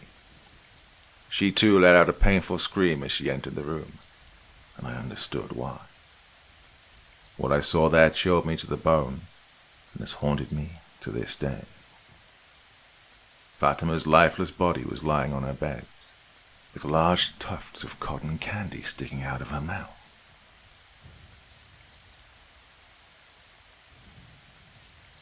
Two men wearing hunting attire walked through the dense forest under the night sky. "Over there, I see it." Automatic rifle in hand, Daniel smiled. "Finally," Henry joined him. "Now, I thought it'd take forever. Witnesses say it's big, so get ready. Always am." Lacking moonlight, they turned their bright, shoulder-mounted flashlights to illuminate the interior. Even if there were two, silver bullets would have helped. Daniel drew a handheld flashlight to further extend their line of sight. "Boss said this is a dogman. Any ammo works on them. Pay attention." The cave was deeper than expected. "Here, doggy, doggy, doggy." Henry made clicking noises with his mouth. Running on all fours, a large animal charged at them. They were fast enough to jump to the side and avoid the attack. It quickly turned around, stood up on its hind legs, and tried to grab Daniel. Before it could touch him, he opened fire. Both arms up to protect his head, the dogman let out a roar. Took a few steps back before collapsing to one knee. The man kicked its head, knocking the creature out. "Well played." Breathing heavily, he reloaded his weapon. But at the end of the day, you're just an animal. "Something's wrong," Daniel yelled. Henry illuminated his friend with the shoulder-mounted flashlight. A thin layer of black liquid slowly crawled up his colleague's leg. The man desperately stumbled back in an attempt to escape, but the liquid had reached his waist. He collapsed to the floor as it consumed his chest. He let out a pain-filled yell, one which Henry had never heard before. It forcefully pushed its way into his mouth, replacing the shouting with a gurgling noise. Seeing his friend was most likely dead, Henry fired his rifle. The bullet holes in the thin layer of liquid instantly filled themselves. The blackness slithered away from the corpse and melted into the shadows on the floor. "You are trespassing," a monotone voice whispered in his ear. Henry instinctively jumped back, only to see that there was nobody there. "Show yourself." He blindly fired a few rounds at the nothingness. "Hostility is not welcomed here." A black tentacle emerged from the shadows and wrapped itself around his arm. The man shot at it, emptying the magazine. Unaffected, it tightened. Bones cracked and muscle tore. Fighting to free himself, he felt it lift him off his feet. "Who are you?" the voice asked. "Screw you." A few feet away, a figure emerged from the darkness. The short, pale woman wore white sweatpants, sneakers, and a tucked-in white tank top. Her eyes were nothing but void black, making it impossible to tell where she was looking. "You attack us and have the audacity to skip introductions. How incredibly rude." She played with her messy black hair. "But you're not a dog, man. What are you?" "Someone who gets irritated when they don't have answers." The woman scratched the rifle from his hand and folded it like paper. "This can be your neck." "Oh, we're only hired hunters. Some guy in a suit offered us money to kill this thing. Sounded fun. They also said it attacks local people, so why not?" "Why not?" The light coming from each flashlight went out. The hunter's shouts echoed through the cave. Penelope could clearly see in the pitch-black cave. The darkness covering her eyes shrunk, leaving black human ones. "Oh, poor baby." She kneeled down next to the wounded dogman. "Told you not to try, but you insisted." Her voice was caring. Her demeanor had changed to a cheerful one. She lifted the dogman over one shoulder and ventured deeper into the cave. "Is everything all right, Pen?" The second one played with a bone. "You know how your brother always acts tough. I hope he learned an important lesson today." She got the animal off her shoulder and gently placed it on a pile of leaves and bare fur. "Can you continue with the story?" the conscious one asked. "Sorry, no. I've got to call your parents." "We're not in trouble, are we?" "No, you adorable little cub." She pinched its cheek, resulting in a smile. It's the humans again. You two rest. I'll be right back." Penelope drew her phone and walked up to the cave's exit. "Hey, Dora," she greeted the two cubs' mother. "Penelope, is there a problem?" a worried voice answered. Humans found the cave, but don't worry, they're dead." "Oh no, is anyone hurt?" Jeremy got a little bruised up, but you know how he can be. I'll bring them to the neighbors, if that's okay." "Yes, of course. I'll be home in 15 minutes. No, relax. It was just humans. Enjoy your special dinner. I promise I'll take care of everything." "However will I thank you? You're the best babysitter a mum could ask for." Penelope put the phone away and walked back inside. Dark clouds hid all stars along with the moon in the night sky. A crimson convertible sped down the highway, heading towards the distant city lights of Santa Lucia. Amelia, the driver, wore a black tank top under her unzipped white jacket. Being Penelope's sister, she shared the same black hair and eyes. A small silver cross around her neck flickered at each passing light. "What happened next?" she asked. "Well, everything else went smooth. My point is, 5 families have been attacked this month. Things are getting worse." Penelope had her elbow on the car's door. "Things are bad at the city as well." Amelia let out a sigh. "Remember the insect people we visited a few months back?" "Yeah, did something happen?" "They've all been wiped out. All of them. Every single one. But the hive was huge. I mean, at least 50 lived there." "The humans won't rest until everyone is dead." "I haven't called the house in a while. Do you think they're all right?" "I'm sure of it. Our family can handle themselves." A short melody sounded from Amelia's pocket. "Speak of the devil." Amelia glanced at her phone. "Sorry, Pen. That movie will have to wait. Someone just messaged me." "Who? Do you need help?" "Nothing serious. Small-scale attacks in the sewers. Some family friends need help." "Right.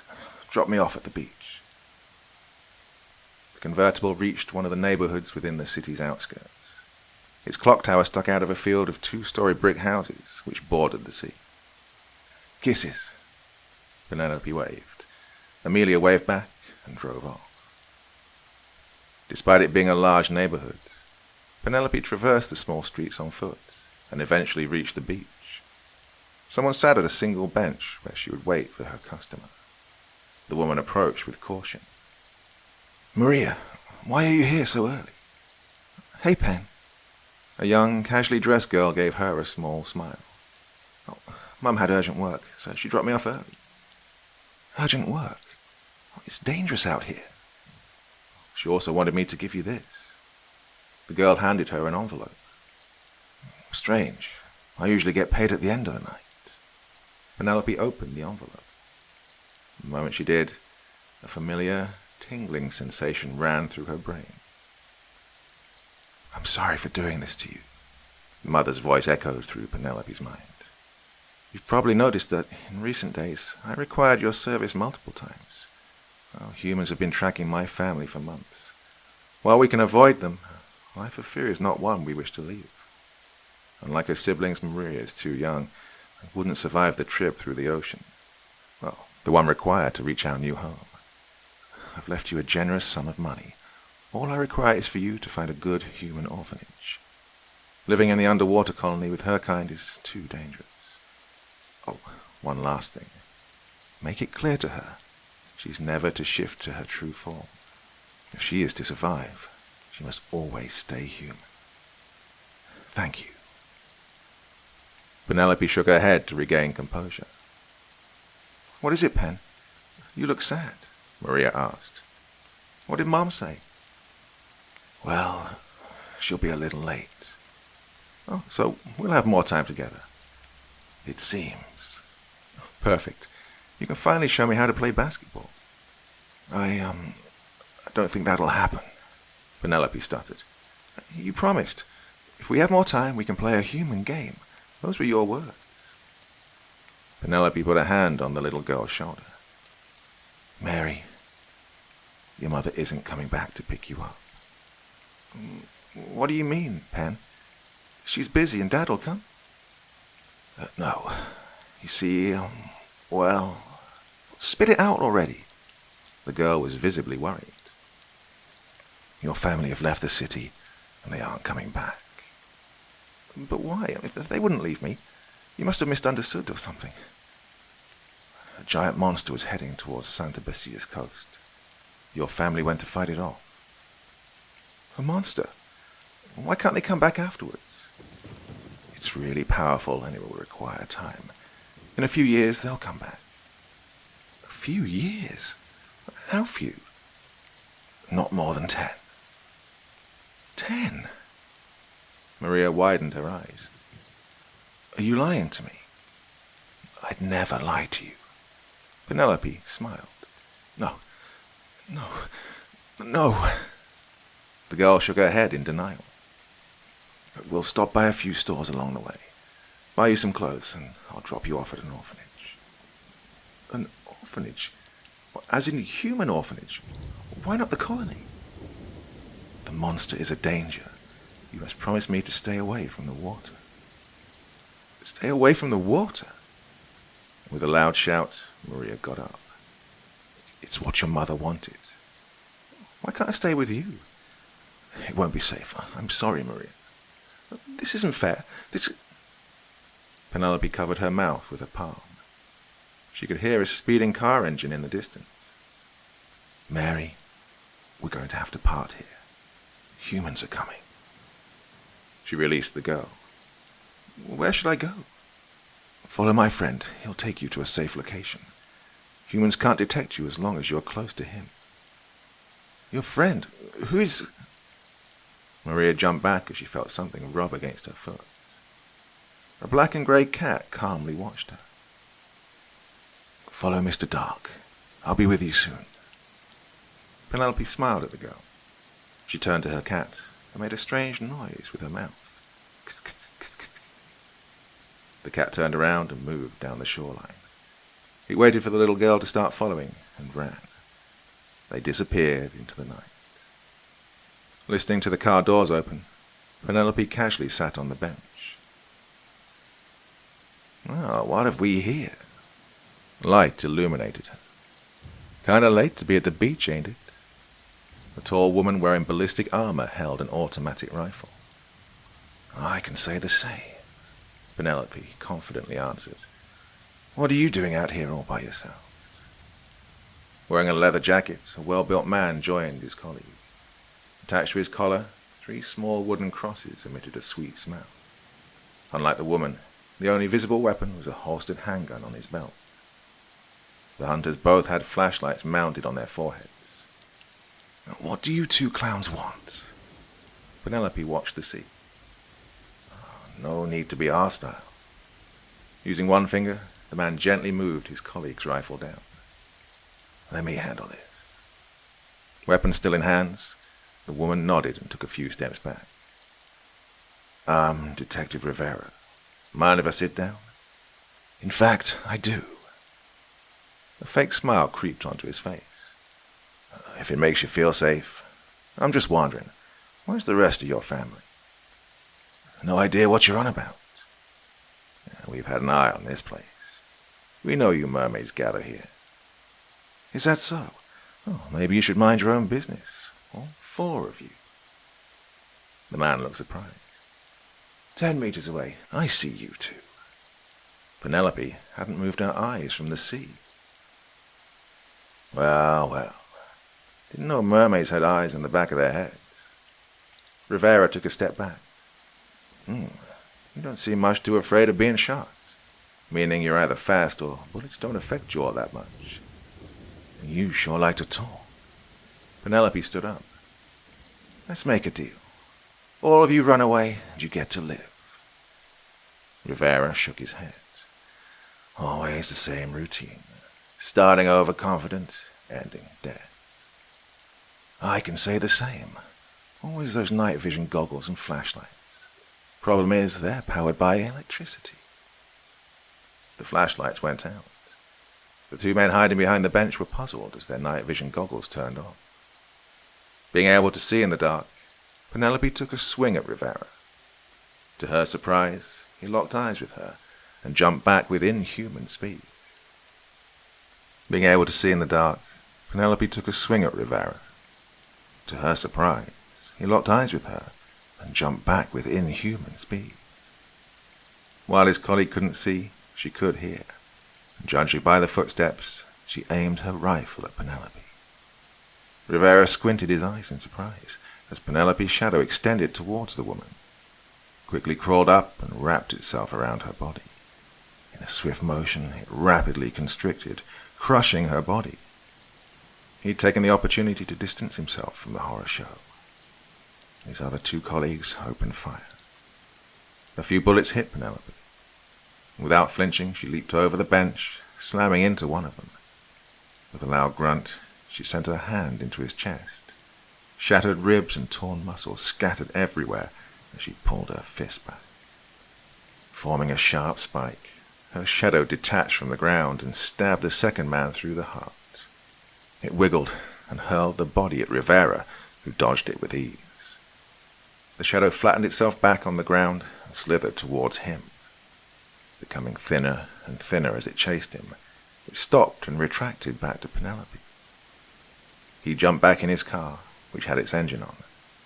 Eyes entirely black, Penelope tore a large piece of the bench and hurled it at the car, denting it and shattering the back window. Once out of range, she ran. The crimson convertible entered the abandoned parking lot where Penelope had been hiding. It slowed down so she could jump in, and then sped off. Another attack. Amelia glanced at the bullet holes on her sister's body. The girl's with Simon. He'll take her to the orphanage. Thanks, sis. What about it? Mr. Dark. The black and grey cat purred from under the seat. Oh, there he is. Penelope let out a sigh of relief. Thanks for the help, Kitty. She lifted and hugged the animal. How many were there? 4. 4? And they hit you? One caught me by surprise. He could see in the dark and possessed inhuman speed. Must be these new enhanced soldiers. Yeah, 2 accompanied a group of armed humans. Jumped me in the sewers earlier. You said it was a small-scale attack. Well, turns out there were more. The metal skin and armor sure is hard to rip through. Metal skin? Yeah, they look more machine than human. The one that attacked me wore civilian clothes. Well, those humans keep coming up with new surprises, Amelia chuckled. What do you mean, Sis? The exceptions, the special ones. Can be anything. Maybe one of our kind decided to change sides. Some strange splice mutant, cyborgs, biologically engineered virus, who knows? These hunters keep on popping up. But in the end, they're all the same. Monsters searching for an excuse to kill. Why didn't you tell me about this earlier? I did. Always expect the worst and be ready for surprises. This sucks. Penelope rubbed foreheads with Mr. Dark. She shut her eyes. Sis, I don't feel too well. The car pulled over to the side of the road. What is it? Amelia put a hand on her sister's shoulder. 4 mortals attacked me. I let one live. It must die. Penelope didn't even blink. How much did you use your shadow? Twice this week. Relax. You're not in any danger. It's over. No need to fight anymore. Amelia cautiously removed Mr. Dark from her sister's lap. They attacked. They deserve to suffer. I want to touch its beating heart. Snap out of it. Amelia slapped her sister. I'm sorry. Penelope readjusted her neck. I can't retract it. She gritted her teeth. Remember the movie we watched a week ago? What? The one with the talking dog? Yes, I think I remember. It was fun, wasn't it? Yeah, it was. And you remember how the barking in one of the scenes scared Mr. Dark? And he fell in the popcorn? Right, Penelope giggled. Poor Mr. Dark had to clean his fur from the butter. The giggle turned to laughter, and her eyes returned to normal. Feeling better? Thanks, Sis. I do feel better. Work can wait tonight. Want to go home? Amelia returned Mr. Dark to her sister. I'd like that. Penelope woke up at sunset the next night. With the click of a button, the old radio on the bedside table played jazz music. Mr. Dark jumped off the bed as she stood up. Thrown on the floor, her clothes from the previous night were covered in holes. She took one of the 2 sets of identical clothing from her wardrobe and dressed herself. Once ready, she prepared a bowl of cereal and a separate smaller bowl with cat food. Mr. Dark found his way to the bowl and shoved his head inside. Sitting on the bed, she calmly ate with her eyes closed. Halfway through breakfast, an envelope slid under her door. She quickly retrieved it and returned to the previous position. Hello, Penelope. Accompanied by the tingling sensation, a deep, familiar voice spoke in her mind. Humans have adopted a member of the Becker's family. One of the Beckers will attempt to retrieve them at midnight, and has asked for your assistance. The details will be added to your memories. Penelope blinked. Well, what a surprise. Mr. Dark straightened his ears and locked eyes with her. Oh, my little kitten, we'll be returning to the same neighborhood as yesterday. If we're lucky, we might get a rematch. She exited her secluded lair and locked the reinforced door. Standing among piles of crates, multiple holes in the warehouse's ceiling cast moonlight, partly illuminating the interior. Nice place you've got. A voice echoed through the building. Oh, I might be getting that rematch earlier. Penelope recognized it. Detective Rivera walked out from behind one of the many rusty support beams. Did you sleep well? Despite being quite the distance away, he didn't need to shout due to the echo. Like a baby. What are you doing all the way over there? Don't you want to come closer so I can hear you better? Penelope's eyes turned pure black. Oh, thanks. I like it over here. He sat down. Since you like to talk so much, I'm curious. How'd you find me? You're not the only one who has a furry little helper. Well, in my case, feathery. You're alone. Why? Others would slow me down. Who's the woman who dropped you off here last night? Don't know who you're talking about. Well, of course you don't. He reached into his coat. Penelope squinted her eyes as he drew a grey stick. You abominations don't deserve to exist. His casual demeanor turned to a condescending tone. All you do is hurt the innocent. You show no remorse. Splinters flew everywhere as Penelope sunk her fingers into a nearby crate. Lifting it over her head, the planks composing it bent in, and she hurled it towards Rivera. The man quickly rolled to a standing position, finding himself behind a supporting beam. The crate flew by and shattered into the wall. With a single pop, he folded the stick. Emitting bright light, it regained its previous straight form. Penelope paused for a moment. Her question expression quickly returned to an emotionless, deadpan stare. They aren't powered by electricity. Lighting a second stick, the man revealed himself. Do you think I'm scared of a little light? Effortlessly, Penelope leaped over a few crates, closing in on him. The moment she landed, a shadow twitched and detached from the floor. Forming a long appendage, it struck at the man as if it were a snake.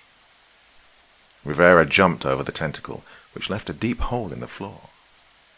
Leaving the glowing sticks behind, he quickly crawled behind more crates. So you decided to hide? Penelope searched the surroundings with her eyes. Revolver in hand, the man appeared at the far corner of the warehouse. With a single shot, Penelope's forearm burst into pieces, leaving bone and tiny bits of flesh to hold her arm together.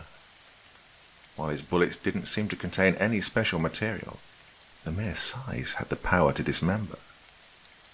Her shadow widened in front of her, catching 2 more bullets with ease. It retracted, and she quickly hid behind a support beam. 5 meters. Rivera's voice echoed. Whatever that sentient liquid is, it has a limited range. He threw a third glowing stick. All of the light banished most natural shadows in the warehouse. The black liquid, which had slowly been filling Penelope's wound, disintegrated the second more light appeared. She felt her muscles weaken, eliminating the option to punch through a wall. The only way out into the night was the warehouse's exit. Her shadow slithered to one of the glowing sticks, wrapped itself around it, and launched it out of a window. Blood splattered across the floor as a bullet burst through a crate and entered her back. It exited out of her shoulder and left a dent in one of the support beams. Each time Rivera fired his revolver, his entire arm sprung back due to the massive recoil. Penelope's shadow retracted to its idle position. Dodging more shots, Penelope hid behind another support beam. She could hear him jumping from crate to crate, still keeping his distance. Trying to dispose of more sources of light would give up her position. I watched you very closely last night, Rivera shouted. Each time you manipulated your shadow, your body went idle. As long as it's moving, you can't dodge attacks. The man's eyes constantly watched the exit and each light stick's location, waiting for her to come out of hiding. Hidden behind a few crates, the light began to move. With a satisfied grin on his face, he fired. The light stopped moving. Not getting too close, he hopped from crate to crate to find an angle from which he could see better. Appearing from the opposite direction, Penelope grabbed him by the wrist with her good hand. Applying pressure, she forced the revolver out of his hand. Why, how can you be in 2 places? He attempted to push her back. Light stick in his mouth, Mr. Dark ran past them towards the exit. As the light became dimmer, bone being crushed sounded from Rivera's wrist. Assistance needed, the man shouted. A large owl flew in through one of the holes in the ceiling and sunk its claws into Mr. Dark, stopping him from removing the last stick. Penelope's shadow crawled up Rivera, but stopped midway. An invisible force around him was fighting back.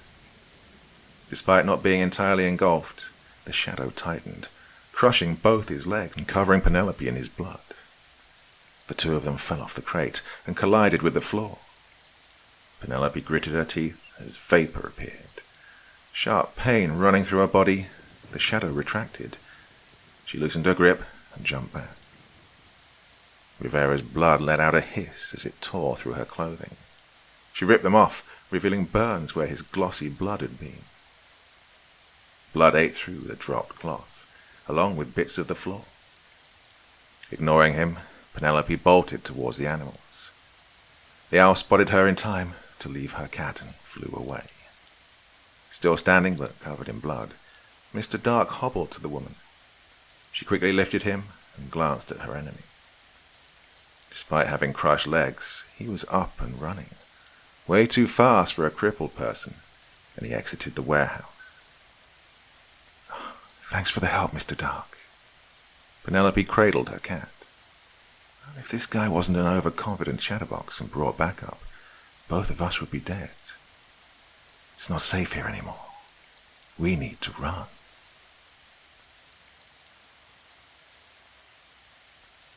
I'm not new to the internet, nor am I new to Reddit or any other social media. I just tend to visit, read, then go about my day. I learned in the earlier years of being online to never engage in fights, but I do spend the majority of my time looking things up and doing lots of reading. Much of that reading isn't spent on anything supernatural, but, well, now I'm at a loss. I'm currently working security in Center City. That's downtown Philly for people who are wondering. The reason I'm posting here now is that I've encountered an event that's kind of left me shaken. I can't tell you exactly where this occurred because I still work there, and the last thing I need is a bunch of urban explorers coming to this place at night. Well, then I'd have to chase you all off, and ain't nobody got time for that. Anyway, I've looked online and I can't find anything related to what I'm looking into. So, I'll just tell the story and maybe you can come up with something. A few nights ago, I showed up to one of the many construction sites downtown to relieve my friend and take over for the night. My normal duties are to check in with him, see what he has to report, which is usually nothing, and then we walk the grounds for a few minutes. Then I go to the security room to start checking the cameras. In today's world, a lot of the cameras are motion sensitive and require little monitoring, except to see things in the distance and zoom in on what they may or may not be, and if they're trouble. I'm armed, just in case I have to scare off someone or hold them until the police arrive. But with Rona scaring the smart folks, only the idiots come out at night to places like this to explore or skateboard or something silly like that. So, on this particular night, after my friend left, I began to make my rounds and check things out. I went down to one of the lower levels and I noticed an odd set of bricks sitting in the middle of the floor. Well, at first, I wasn't going to worry about it because this site was under reconstruction. But the bricks didn't match any of the bricks or mortar the construction crews were using. They were more like those red bricks down by the old city. There were about 4 of them, spaced evenly. 2 bricks on the ground and another brick atop the other. Thinking they were just keepsakes or whatever from the crew, I left them there and continued my rounds. It was about 2 hours or so later when I got the chime of one of the security cameras. Well, I put my phone down and looked up at the camera. The girl was walking about the site, with her hands in her pockets. I was going to get on the horn to tell her this place was off limits and dangerous, and that she needed to go home. But instead, I just watched her. She was walking with purpose, like she knew exactly where she was going, and was in absolutely no hurry. I zoomed in closer to get a good look. She's a black girl, pretty with brownish skin, and kind of looked like the old girl from Black Panther, Nakia. Yeah, Lupita Nyong'o, that chick. It looked kind of like she was whistling something. She was wearing some biker shorts and a t-shirt. It looked like she wasn't carrying anything that I could see. She went right to the bricks on the level I'd been at earlier. Well, she didn't approach them right away. She just stood there for a moment, like she was examining them. Her head was tilting sideways, where she rubbed her chin. Then she reached into the side pocket of her shorts and pulled out what looked like a phone. She took some pictures, walked to the side of the building, and jumped off. Well, I hit the alarm immediately and began to dial 911 as I rushed to the site of where she'd jumped. As I explained to the police what happened, I ran to the site to look over the ledge to see where she'd fallen to. Jumping from this side of the site led to a straight plummet about 3 stories high. She might not have died, but she damn sure broke something. But when I got there wasn't a body. There was no blood or anything. She was just gone. I could hear the sirens, so I headed back to the booth, and that's when I noticed that there were now 8 more bricks on the pile. I'd come back later to check on that, but for now the cops were here. Without a body to show them, they thought maybe I'd fallen asleep and thought I'd seen something. But then I remembered the cameras. I rewound the feed and watched the recording, and sure enough, there she was. The cops saw the video too. They saw the girl, and they saw her jump. They took a copy and told me to report anything like that to them if she came back or anyone else did. I watched the video hard for the rest of the night. I'm not afraid to admit I was shaken. That ain't some shit you see all the time. Well, I forgot about the bricks until the next day. And so, over the course of the next few nights, I watched as this series of bricks continued to grow. I had no idea how they were appearing, and since there were only 3 of us working these shifts, we each took turns recording the amount that would appear, and let the others know. My friend told me that he and the other co-worker tried to push and kick them over, but they wouldn't budge. Neither of them had seen the girl, and since the construction was halted for a few days, we knew it wasn't the workers doing it. So, on the night, something did happen. I mean, it was crazy. I was looking up ancient bricks and ghost bricks, all types of damn bricks online to see if there was anything I could find. Maybe this place was on a burial ground or something. One site I found had a great way of explaining the thing about burial grounds and hauntings. The whole world is a burial ground. Things have been dying since they've been living. The whole world is haunted. So, that wasn't it. And so I just watched the bricks again while I searched. That's when I noticed it looked like it was forming some type of arch. As they stacked themselves, they looked like they were growing into a door of something. I was tempted to call the cops again, but the bricks building themselves were never recorded. Only the movement of people ever caused the alarm. So I got the idea to look up supernatural arches, and a bunch of YouTube clips about doors and passages to the other side came up. Then I realized that some crazy shit from someplace else was trying to build a door here, and it was almost finished. Might have maybe 8 or 10 more bricks to go. I went to them and looked for something I could use to stop whatever the hell it was from coming over. Now look, I'm an atheist, still am, but I don't know everything. I don't know how to stop these bricks from forming that arch. Well, no tool I used worked. So I decided to put something between both sides to stop them from completing the arch. I took some rebar and put it in place and hoped that would be enough. I looked up the construction company's number and left a message on their emergency line. It was late, so I didn't expect anyone to show up. I just hoped the rebar would last until... And that's when I realized my fuck-up. I had just completed the arch. And trying to stop it, I completed the damn thing. I sat down in my chair, shaking. I just watched the camera feed as I realized what I'd done. I was too scared to leave, since I'd have to walk right by that place. I took out my gun and checked the ammo. I wasn't sure what good it would be against something that could build a door from another dimension, but I had no doubt I was now on the front line. I drank my soda as my body shook, and I watched the camera, hoping nothing would happen until morning. Maybe they could blow the floor out from underneath it or something. And then I noticed the girl was back.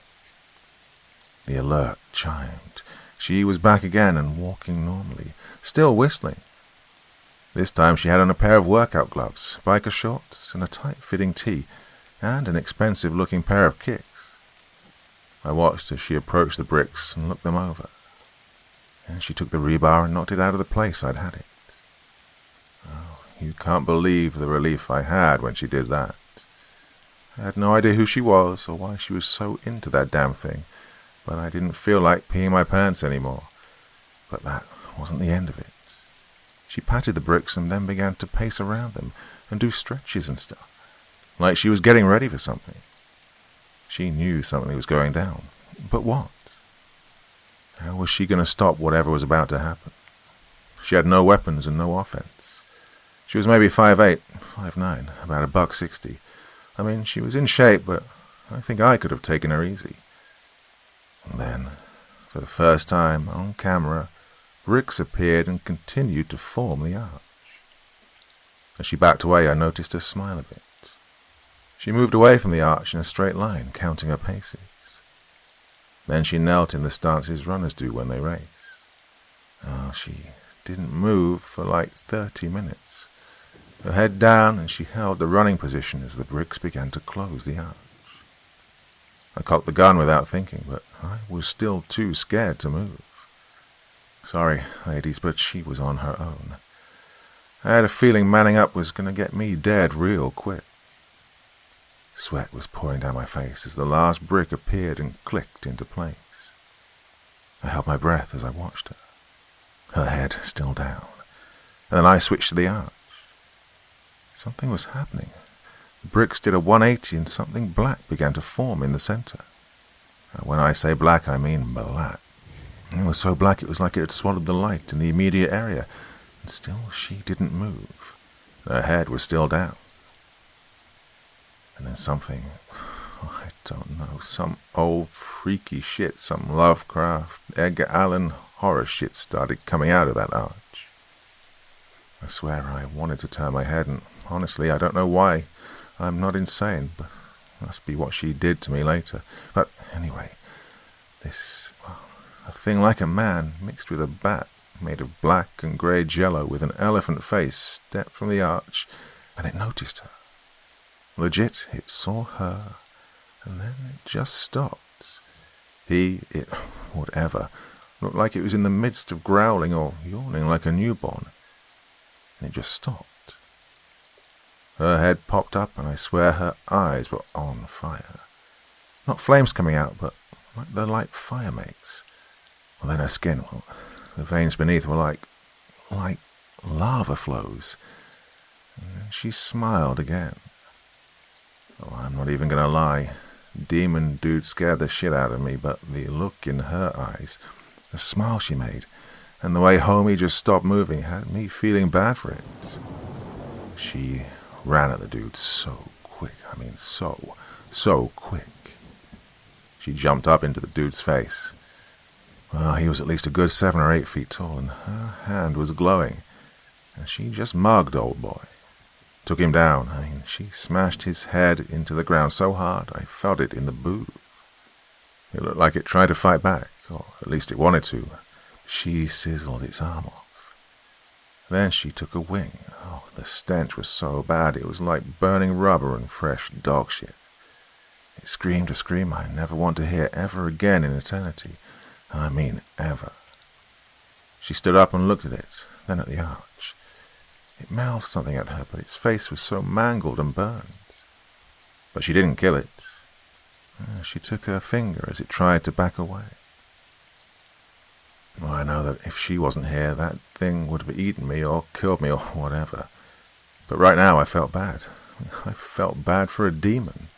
A thing. She carved something into its jello chest and then put her hand over it.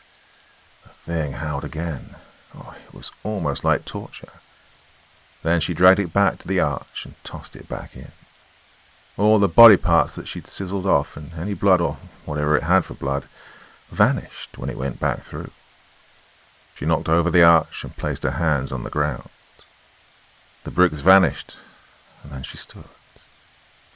Then she looked up at the cameras and did a duck face with double peace signs. Well, that shit put me over the top. I had to be dreaming all of this. Maybe it was on a bender or something. When I turned from the cameras to collect my thoughts, she was knocking on the door to the security booth. "You okay in there?" she said, looking down at me. I had long since forgotten about the gun. I just nodded as she spoke. "Good. Just so you know, you might want to let those pants air out, or at least wash them before the next shift," she added, pointing at my pants. Well, I'd wet myself and hadn't even realized it. "Please, don't kill me," was all I could say. "Ah, you're good. That thing didn't even want to kill you. It didn't even know you existed. You probably would have got yourself killed trying to kill it, though. Hey, open up. I've got some bad news and good news for you. Please, don't," I begged. "Come on, dude. You saw what I can do. I don't want to damage your property, but since you were here, things like that are so consensual now. I need you to not get dead. Is that okay?" Well, I nodded and let her in, fully expecting to die.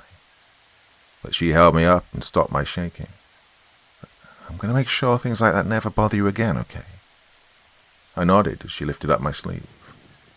Her eyes turned that fiery amber as she touched my shoulder.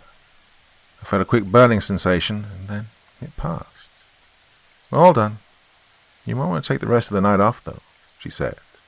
"You're scary as fuck, you know that," I told her with false bravado, adding, "What the hell was that?"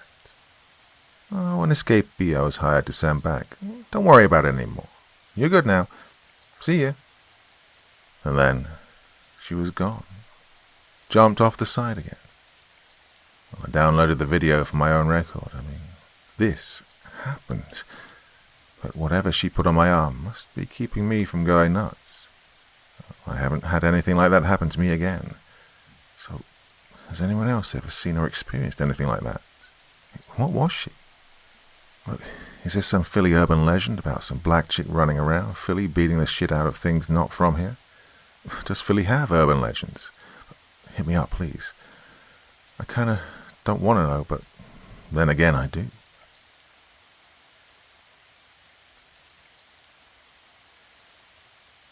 In my hometown, we don't swim. Not a single man, woman, or child knows even the faintest movement to remain buoyant in the water. Now, some of you might assume that this is because we're inland or not near to any bodies of water. I don't blame you for making this assumption. However, it's incorrect. No one in my hometown swims because from the moment we touch the water, we attract something. It comes mercilessly and without fail, stirring up the muddy waters of lakes, rivers, and oceans, hauling itself across the mud toward tents camped beside even the most peaceful lagoons. Even bathing is dangerous, for it's been known to snake its way through pipes. Now, of course, this sounds ridiculous. When my parents first told me, I outright laughed in their faces. It was probably the worst, most poorly thought up excuse for why I couldn't go swimming or have a shower longer than 3 minutes. At the time, however, I couldn't really go against their wishes, and I wasn't able to simply say, "You're lying," without then disagreeing, so until last night, I had never been swimming. You see, it's been years now since I left my hometown, and last night I got invited to a pool party, the first one I'd ever been to. I did mention that I couldn't swim, of course, though, negating the reason why I couldn't swim, and was reassured that I could stay in the shallow end, which is exactly what I did. The water was brilliant. Temperate but not freezing, clean and generally nice to be in. A friend taught me to float on my back, and I found myself just happy to lay there in the water with my eyes closed. And then I felt something brush against my legs so lightly I could barely tell it was there at all.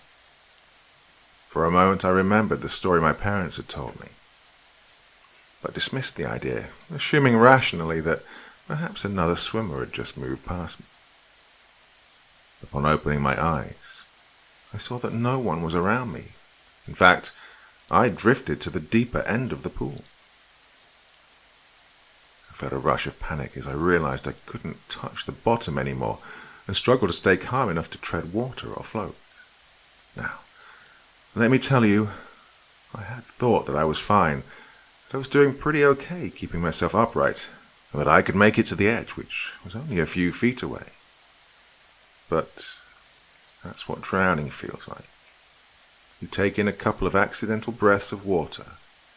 Your arms and legs feel heavy, but you still don't quite realize what's happening. How could it be happening when you're so close to safety? Nonetheless, within moments I was going under, and there was a pressure on my leg, but I barely noticed. From beneath the water, the muffled sound of music was reaching my ears, and the distorted lights from above were unbelievably pretty. Then a hand reached down and took hold of my arm, pulling me back to the surface. In a daze, I looked up to see a friend and another guy pulling me out of the water. Written on their faces was pure horror. I could see they were shouting as they dragged me over to the side of the pool, but I couldn't hear what they were saying. Out of the corner of my eye, I could see people running frantically, though I couldn't at first work out why everyone was so upset. When the last part of me was pulled from the water, my senses came back to me instantly, and like a balloon popping on glass, pain exploded up my body from my legs. On my left side, the pain originated from about midway up my calf muscle, while on the right side it came from about midway up my thigh. Sounds that had been subdued were now true and clear, and the sound of my own screaming was the loudest. I was in agony. How had I not felt this in the water? As I tried to sit up, others around me held me down, telling me to be still, though the grim expressions they wore only made me more desperate to see. Frantically, I struggled to see my legs. I had to know why they hurt so much. I should have listened when I was told not to look. For when I did, I saw that my right leg was stripped of flesh clean down to the bone. Not a strand of muscle, tendon, or nerve remained. The remaining bones were just barely held together at the joints. A couple of my toes, I noticed, had been entirely detached. The flesh at the halfway point up my thigh was torn viciously and soaked in blood, making it look like soggy fabric. My left leg wasn't in any better state, but at least it was only calf down instead of the whole way. As someone tried to bandage my legs, I passed out. When I awoke, I was in hospital with 2 neatly wrapped stumps and a box of chocolates beside my bed. It was explained to me that while I was in the water, something had damaged my legs. Officials suspected some sort of barbed wire may have gotten wrapped around my legs and stripped the flesh when I was saved from drowning. And no such wire was actually found once the pool was drained. My friend told me that no one had noticed I was gone until blood started flooding the water, and then everyone scrambled to save me. What I believe happened is that whatever comes after the people in my hometown had attacked me, pull me down and somehow numb my legs as it fed. Maybe that was what brushed against me. Maybe that was the pressure I'd felt. If my friends hadn't noticed me, I'm sure I would have died, either from drowning or bleeding out. What I can't work out now is how it got into the pool or why no one else seemed to have seen it.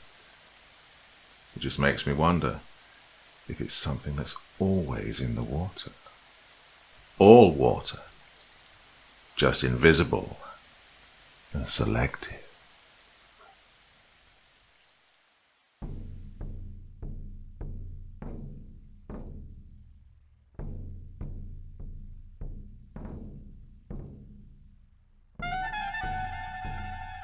And so once again, we reach the end of tonight's podcast.